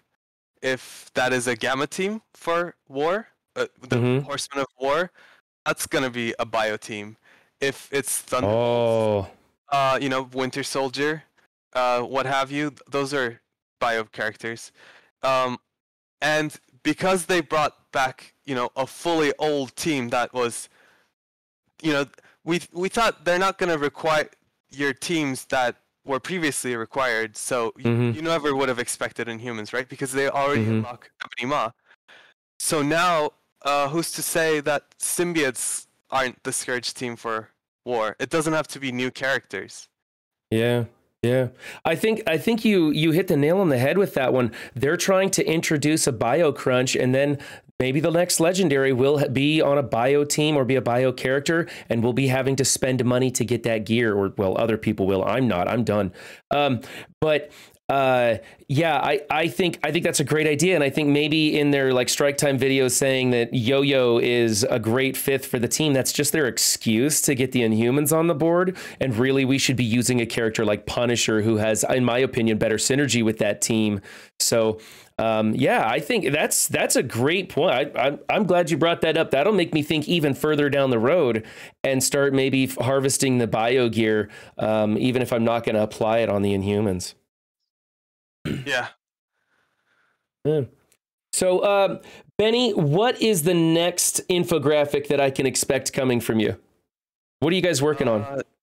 So this week we just put out our updated Darkhold graphic with Tana, as well as a first look at Wakandans and A-Force. Coming up, Pathfinder and I are working on a whole new iteration of Blitz cheat sheet or Blitz graphics, so you can look forward to that. I am. You know, there's always new things popping up. Yeah. Well, I really appreciate your infographics. I really appreciate you coming and hanging out with me. I'm glad I finally get to know you and get to talk with you and hang out. I'm looking forward to doing this again in the future, man. I appreciate it. I appreciate it too. Thank you for a great show. All right. Let's move over to Pathfinder Gaming, since we were talking about that. Now, Pathfinder is going to come through on voice. Do I have him unmuted? Let's do this. This will be the first time in ages I get to hear his voice, because we keep trying it. It keeps screwing up. But Pathfinder, are you there, buddy? Yes. Oh, thank God. We've got a winner. It's going to work this time. That's great. I'm going to crank you up a little bit further. And then, so you have... you and Benny put out some infographics about blitzing, and I wanted to talk to you about blitzing. Hold on, my screen is kind of funky. I want to stretch that out so it fits. I wanted to talk to you a little bit about blitzing.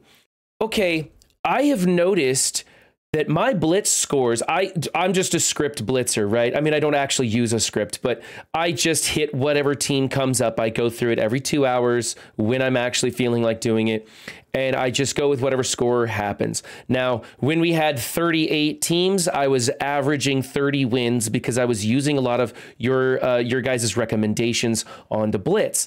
And lately, we've got like, 39 coming up on 40 teams, I think.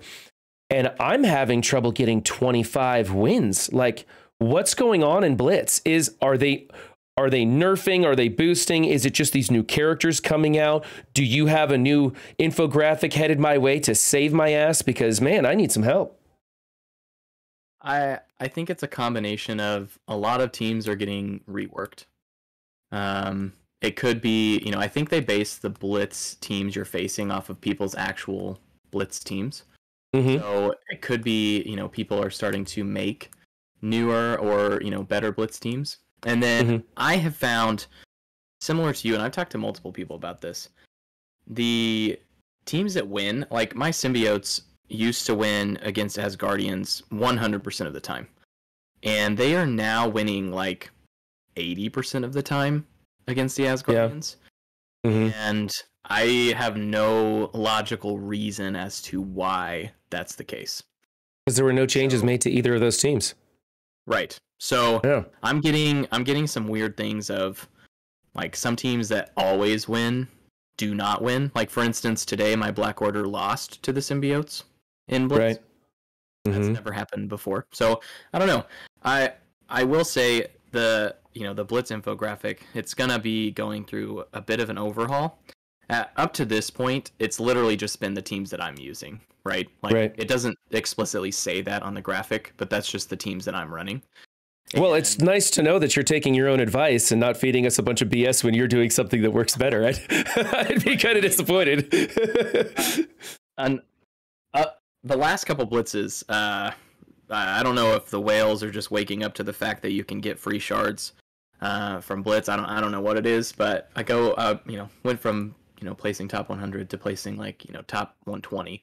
So some extra people have gone up into that bracket, but we'll see. But I'm kind of making the new graphic a little bit more like universal, in that you can look at the graphic and get an idea for what might work, what might not work, and you get to pick and choose where things go according to your own roster. We might still be doing just my teams, because some people have just made it a point of just copying the teams that I'm using, and it works for some people. But overall, I kind of want it to be more universal, and my roster is, drastically different from anybody else's. So with a rework like the Wakandans, I notice now that when I do take the time to go through and pick a team, like I said earlier, I would view the Wakandans like the hand, and I'd be like, oh, that's an auto win. And so now I instinctively click on it and it's an auto lose. So what do you think of that Wakandan rework? Do you think that's a solid place for investment? Do you think it's going to be a good team or hold up long term? Or do you think this is a distraction? So I might be in the minority here, but I absolutely love the Wakanda rework. I think that if you just are only paying attention to Crucible, I think you're going to be missing out on this team, because they're pretty fantastic now. They're going to be a good tower team if you care about that. They're going to be a good war team if you care about that. It all comes down to, though, like, where are you having fun and what do you want to invest in? I think that's where it comes down to me. And I mean, I love the Wakandans. I love the Black Panther movie, and I'm excited for the next one. And I've always been a proponent of using Shuri. Killmonger's pretty high on my roster, but the other three have been a little lacking. But they're just a total dumpster fire until this rework. If you just look at their stat rework alone, Black Panther, M'Baku, and Okoye are now top 30 in health. They are now top 30 in damage. Shuri is now top 30 in health, and she has a lot more armor. The entire team has a crap ton more armor. If you're only paying attention to the kits, I think you're missing out, because their stat reworks were significant. Because I think, correct me if I'm wrong, but I think they gave Shuri like a bajillion% increase in damage, and that put her in like the top 60%. but 80, she I think I titled one of my thumbnails "From Tickle to Scratch," because it's not a big increase in the damage stats, but the health increase is allowing her to survive in those tech raids, and everybody is loving that, because a lot of people already have invested in her for the tech raids, and they're getting some more value out of their investment just by it just happened. And now they're like, sweet, it works even better now. Now, I have a 7 red star M'Baku that I used to make fun of and just laugh at. And now I'm like, oh man, I want to build him up. Like, I want to build this team up and put it on Crucible defense just to frustrate people with my 7 red star M'Baku. And so when we got that announcement for Wakandans, I got kind of excited. I gave him a star and I started putting some stuff in it. He was at the very bottom of my roster, and I brought him up to gear tier 12. And I was like, sweet, I'm going to do some stuff with him. And then we got the notice, right? The Scourge notice. And now I'm like, oh, I got to pump the brakes. I got to ask the guys about this. I got to see what's going on, So do you think without this notice, do you think a lot more people would be building Wakandans right now? I think so. And I don't think that the notice, I don't think that means you shouldn't build them. It doesn't mean that you should give them priority over, like the Young Avengers or A-Force. But I really think the Wakandans, they're going to be incredible inside of Crucible. But they're still going to be pretty dang good outside of it too. Okay. Yeah, I don't know, man. They look like so much fun now. They look like the team that they were supposed to be, except instead of for raids now, it's a Crucible kind of thing. I love that they're either defense or offense. And honestly, whether you're putting them on defense or whether you're putting them on offense is going to dictate some of their ISO. There's some things in Okoye's kit that says retaliate, assist on every attack. So why not make her a skirmisher and make some of these strikers? Or, there's a lot of crit damage and stuff like that. So we could make like everybody pretty much a raider. There's a lot of choices too. Do you think that we're receiving enough ISO-8 and enough ISO-8 materials and ions and stuff? Are we getting enough of that we get to play around with this? Or you think we're going to just try and have to narrow it down if we build Crucible teams like this? If you're an end game player and you're farming, whatever character you're working on next for ISO. I mean, for me, I have the green ISO orbs. I have like 500 of those right now. I'm just sitting there. I don't open them. I farm, whatever character I'm working on next. I go one at a time. And then for ions, if you're running Doom 2 and you have been for months on end, you don't have, this is coming from my own experience. I don't have a green ion crunch. I know some people do, but I have, I think, like 3.5 million green ions. So if I want to mess around, I can, which is nice. If you're a mid-game player, though, man, I don't know if this is the team I'd be investing ISO in right now. You need to, if you're a mid-game player, your arena needs to be the first thing that you're working on. And then your raid teams need to be second. And then whatever dark dimension you're going for needs to be third. And I think it's in that order. Yeah. I think some people might disagree with you on raids and arena. I think it's a dead tie. I think you got to be building for raids and using those same characters in arena, right? This meta, this Darkhold team, which is primarily arena, we stepped away from that model where, okay, we already had a bonkers good Mystic team, so we didn't need to build a Mystic team for arena, except that they're just so good. You're kind of forced to bring in MLF and or the rest of the team and create these hybrids. By the way, I love this arena meta. I'm finding it to be very good. I like that you fall slowly in arena, and so you don't have to do all your battles if you don't want to. You could just do your 2 dailies, and you don't seem to drop that far in the rankings. But yet at the same time, there's enough diversity in the teams that you're attacking into and the defenses that you're seeing and stuff like that, that you can have some fun with it and you can mix and match. And we're seeing people still using Eternals. We're seeing people using Loki and Emma changing speed. We're seeing full Darkhold, and we're seeing Dormammu replacing Scarlet Witch like we assumed. And most of those teams seem to be at the top, at least of my arena shard. Are you seeing a lot of Dormammus in your arena shard? The only Dormammus are at the very, very tippy top of arena. And I think, they don't always keep Dormammu on defense. And I think they do that so people don't get to practice against it. I think they put it on at the very end, like the last, 10, 20 minutes, and they hold.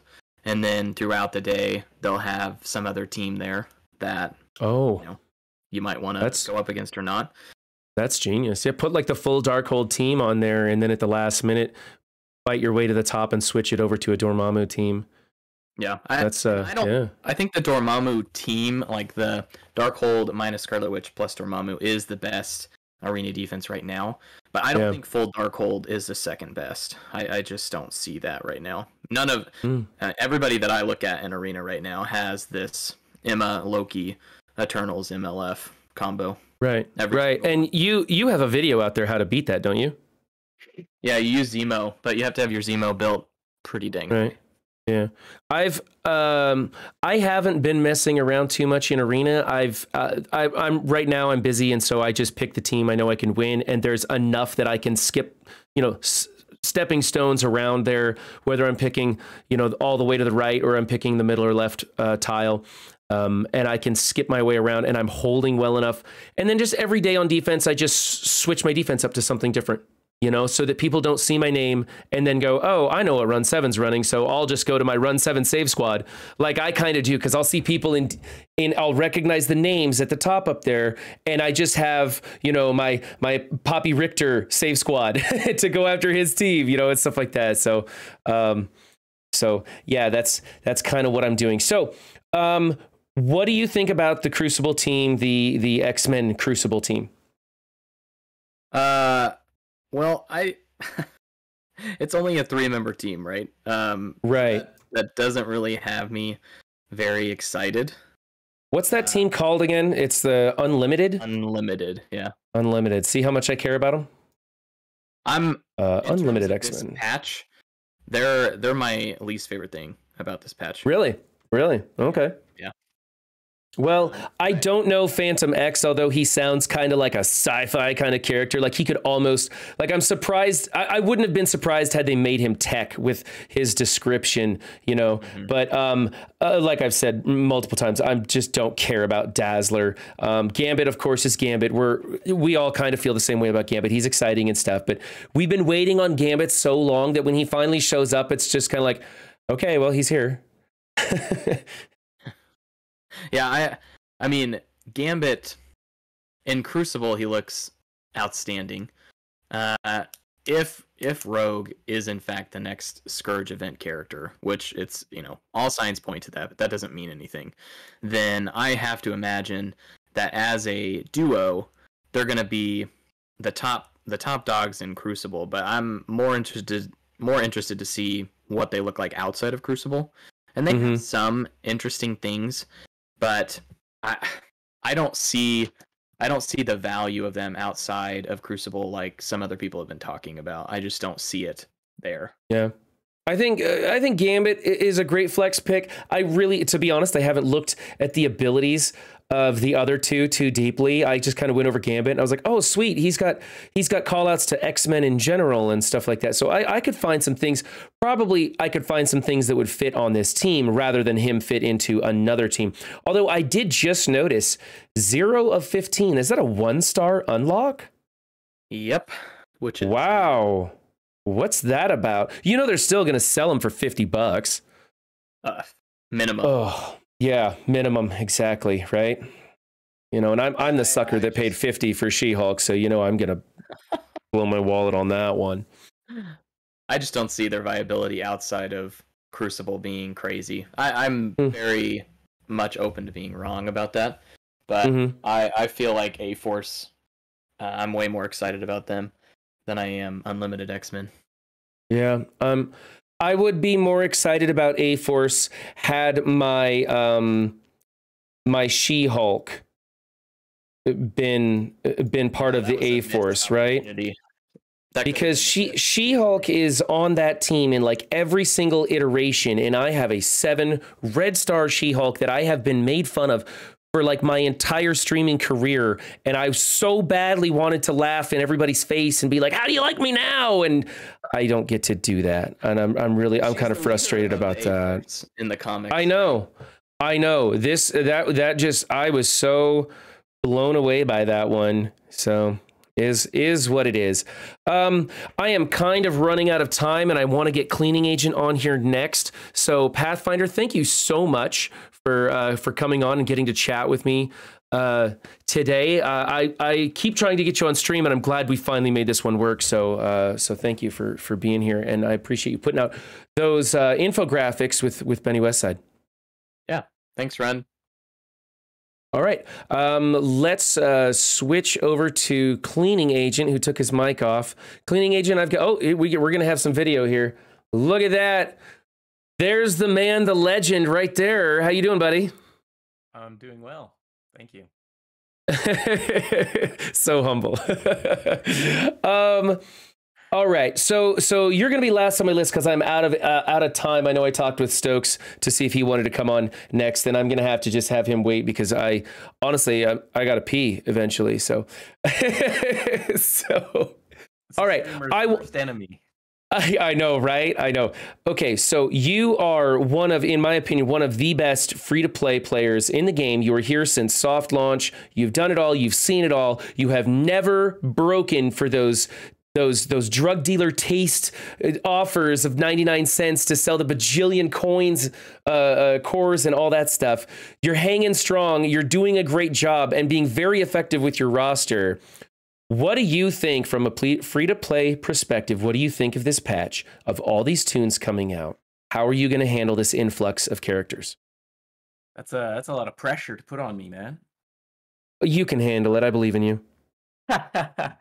I mean, I think my focus is Scourge events, unfortunately.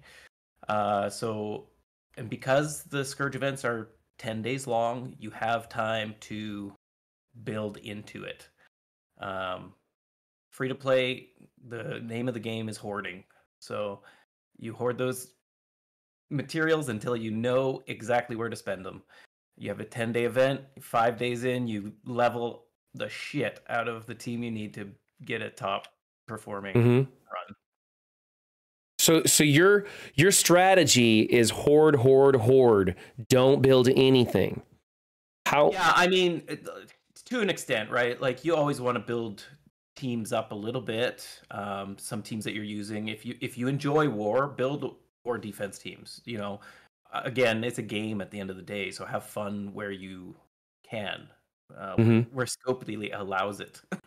Right. But yeah, I'm of the opinion like my Inhumans were stacked back in the day when Black Bolt was important and new and shiny, and dominated Arena. I haven't touched him really since then, but now I might if he ends up being substantially beneficial in the Scourge run. Okay. So it's all about building to where you need to get, you know, your expected result. Okay. I managed to pull off a 5-star MLF, so I'm hoping I can get a 5-star whoever's coming next. But it depends. I'm also not as I'm not going to push as hard because I think MLF is the most important of the 4 legendary horsemen. Arena tunes in the past have led to great things for free-to-play players. Yeah. Did you build up the rest of the Darkhold team, or did you just use? Oh, there goes my Blitz timer. Did you just use? Are you just using MLF, or did you build up the rest of the Darkhold team for your arena? I fully regret building up the full Darkhold team. Oh, really? Who turned out to be the least important on that team? Is it Scarlet Witch for you? I think Scarlet Witch is not that important. Wong is not that important. Doctor Strange is not that important. Agatha and MLF are important, and Eternals are still the dominant force. Yeah, I'm finding a use for Wong a little bit. Yeah, but I mean, you can put him in. It depends on who you're matched up with a little bit, but Scopely just doesn't know how to test their own game, and Eternals are still too powerful and can crush almost anything. I was really surprised at how ineffective Heartless was. I wasn't expecting that. Everybody was like, oh, look, click on the person with the most positive and negative buffs and it's going to annihilate the other team. And I click that button and slappity slap and everybody's still standing. I'm like, well, I got through most of their barrier. Like it was just a real letdown. I was like, he needs another like 300-400% on the base of that. Well, the thing is, like, he hits hard against every team that's not Darkhold. Right. Every team that's not in the arena, you know? So, like, outside of arena, he's great. He's a very powerful character. And they're all, in their own right, they're all very powerful characters. But it's... Oh, right, yeah. It doesn't add up in arena because Scopely doesn't play test to make sure that they are the team, right? Mm-hmm. Which is fine. I mean, it's better for the players because they get to theorycraft, and that's very limited in this game. It's just, I wanted it to be a nice, easy arena match for me to go in and just use my Darkhold. Right. I'm lazy. Right, me too. Yeah, I love those teams where I can just pick the first or second target and then just throw it on auto and know it's going to win. You know, it was kind of like the Black Order. Well, I got sick of that match for sure because it was for so long in there. But the Black Order was like you wait for the flip, and then once the flip has kind of been decided, you can kind of throw it on auto and get your result there. So I was kind of and I have found that when I go full Darkhold versus full Darkhold, I kind of have a method which I don't want to disclose right now because it's working for me and I'm not ready to share it yet. Where I can up or punch down though a little bit. Yeah, the punch up or punch down, and well, I'm kind of at the top, and the rest of the guys with me up there, or girls, I'm not really sure, are have the same pretty much. We're in the same ballpark, so I just kind of pick on the lowest powered full Darkhold team, and then I make my selections, and I can kind of throw it on auto and get a win. But that's a 4-minute match sometimes. I mean, sometimes I'm like looking at my watch, going, "Am I going to time out?"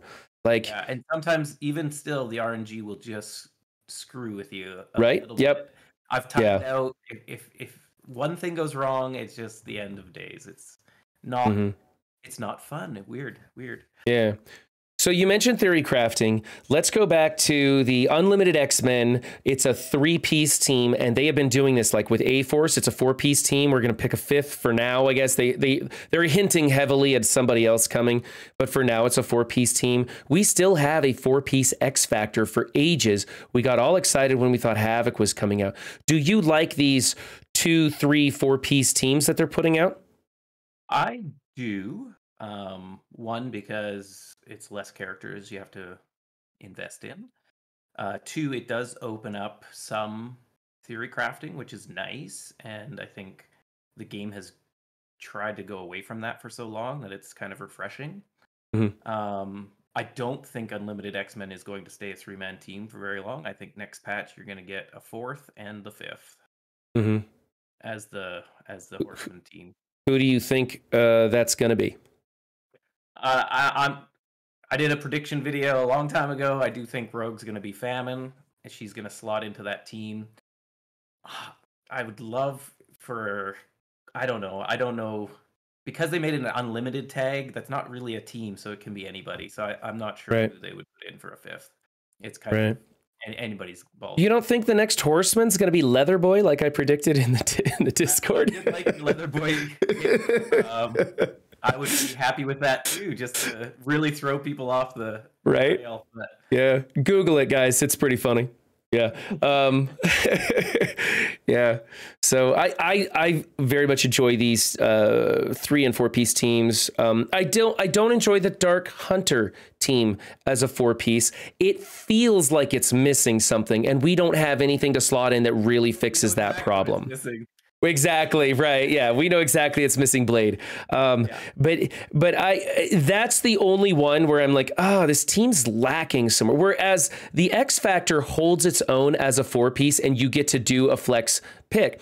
And I'm hoping that the A-Force is going to be similar to the X Factor rather than the Dark Hunters, where it feels like a team that can hold its own, and then you just put in somebody else to do these niche maneuvers. And man, I'm just so frustrated that She-Hulk didn't get called for that team. That just I can't even throw her in there. She doesn't really synergize with that team in any way, shape, or form. And it's like, come on, could you at least give her a rework where she does something on that team, But yeah. Your day will come. Oh, I don't know. Not soon enough, man. 4 years from now, yeah, but yeah. Before go ahead. Before I let you go, is there anything that you want to let people know to be aware of? Any thoughts that you had on this patch that are really important? I don't think so. I mean, well, okay. I have to give Scopely some credit. They've been communicating quite well since the first Scourge event. Yeah. And even when the patch was released, a few hours later, they sent out notice saying, hey, we noticed these bugs, we're working on them. It's better communication than we've had for a long time. And we haven't had that much outcry from the public for that communication. Not a big gathering of hey, let's fix MSF, Right. So I enjoy that. I don't know if it'll last. I think it's kind of they're riding it because the Scourge is so new, and they want to make sure we're interested in continuing those Scourge events, right? Otherwise, their whole year is bust. But I hope they get into a good routine and continue that communication, because it has been nice for a change. Yeah. In hindsight, I am not surprised at all that they put the effort into finding a way to get rid of all these APK hackers and eliminate them. I still don't have confirmation on how many accounts were banned, but I'm hearing people say 30,000, which would be fantastic.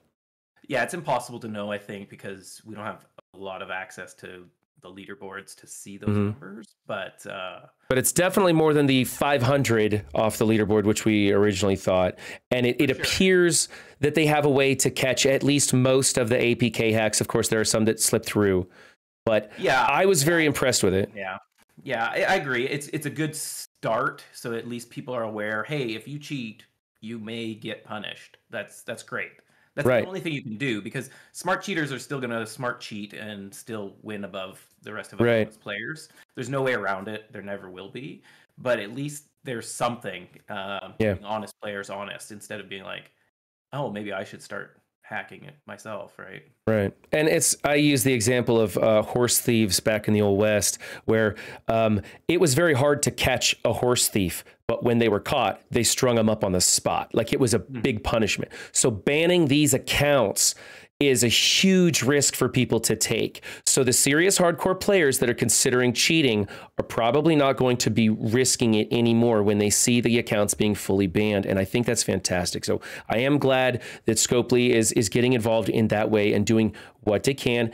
And unfortunately, we're going to have leaderboards for the rest of eternity or whatever, but it does appear that we're getting a little bit of traction as far as keeping it a clean place to play, a little bit more fair, hopefully. Keep it clean. Yeah, keep it clean. There we go. And with that, my friend, I'm going to sign off. I'm going to let Way Too Raw come in here and run the stream while I go to the bathroom. And then we're going to come back and we're going to do T-Dub's defense up, folks. So stay tuned for that. Cleaning Agent, thank you so much for joining me. I appreciate it. I always like hanging out with you, man. You're really a fun guy. Thank you very much. All right, I'll catch you later. Okay, let's see here. We're going to drop that down. We're going to bring up MSF. I'm going to put Way Too Raw in the hot seat here. She is going to do anything she wants to do. In fact, you can even close out my account and bring up yours if you want to. Let me get some music for you guys, and I am going to go probably break some porcelain with how bad I have to pee right now. Oh. Sorry, I got to go, man. I got to go. All right, here she is, guys. Gosh. Okay. What's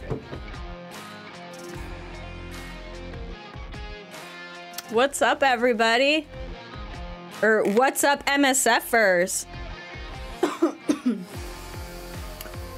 Alright, I'm coming in. I'm getting settled. I opened my White Claw, so give me a minute for it to kick in. Dude, this is a hardcore stream. Anybody else? Like, there's so much information, and I appreciate the, amount of differences of opinion. It's not all cookie cutter, because I tend to be devil's advocate. I'm gonna do a quick shout out because I don't know if it got done. Give us your take on the patch. People.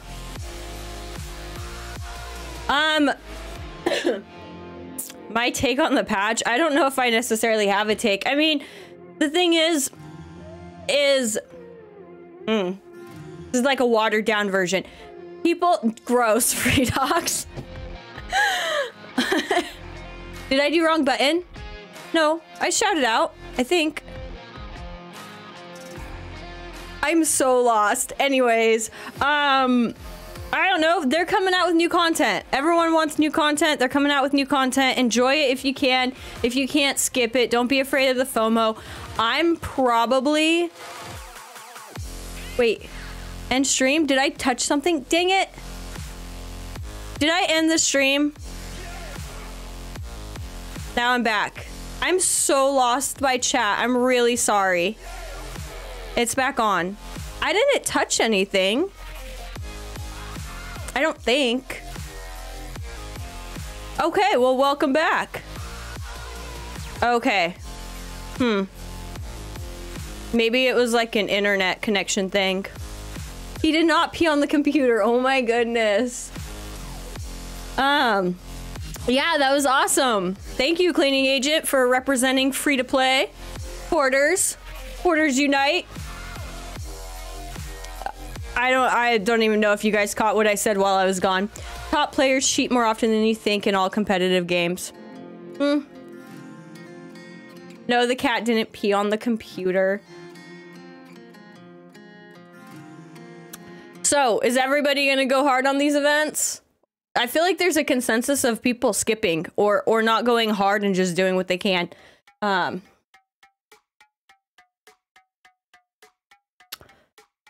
don't think all top players cheat. That's because, I mean, some people have like integrity and it's not worth it, you know?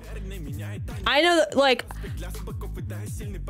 a lot of people in comments on the YouTube videos like to comment on how I play the game, and I don't know. For that reason, like, my alliance doesn't know who I am. Not that I'm really anyone to know about, or that Run is my husband. I like to get places on my own merits. So, I feel like a lot of the top players are probably the same way. Not all. There are cheaters.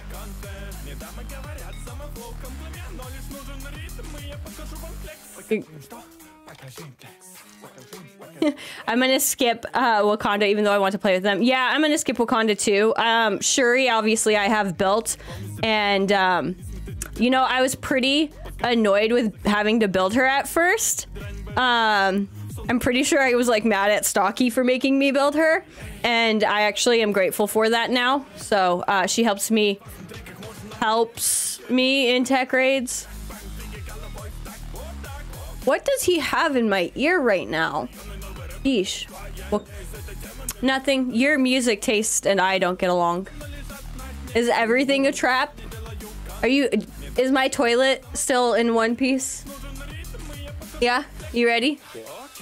Apparently stream crapped out at one point. It was not me. Yeah, that's a technical term. 100%. I'm a pro streamer. You ready? Oh, yeah. All right, I'll be back later, you guys. Have fun. Defense up.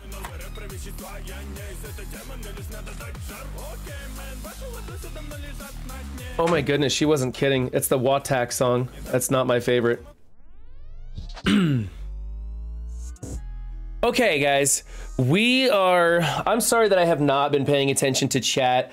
I really do appreciate the raids, the follows, all that stuff. I saw all of it come in, and I am looking through those names. Missing Wudaz, AV Muse rated, Mighty Jim Bob, the Ultima Bros, and Sen Raven with the raid. I appreciate all of that, you guys. Thank you so much. Just had a lot going on today, so I couldn't really like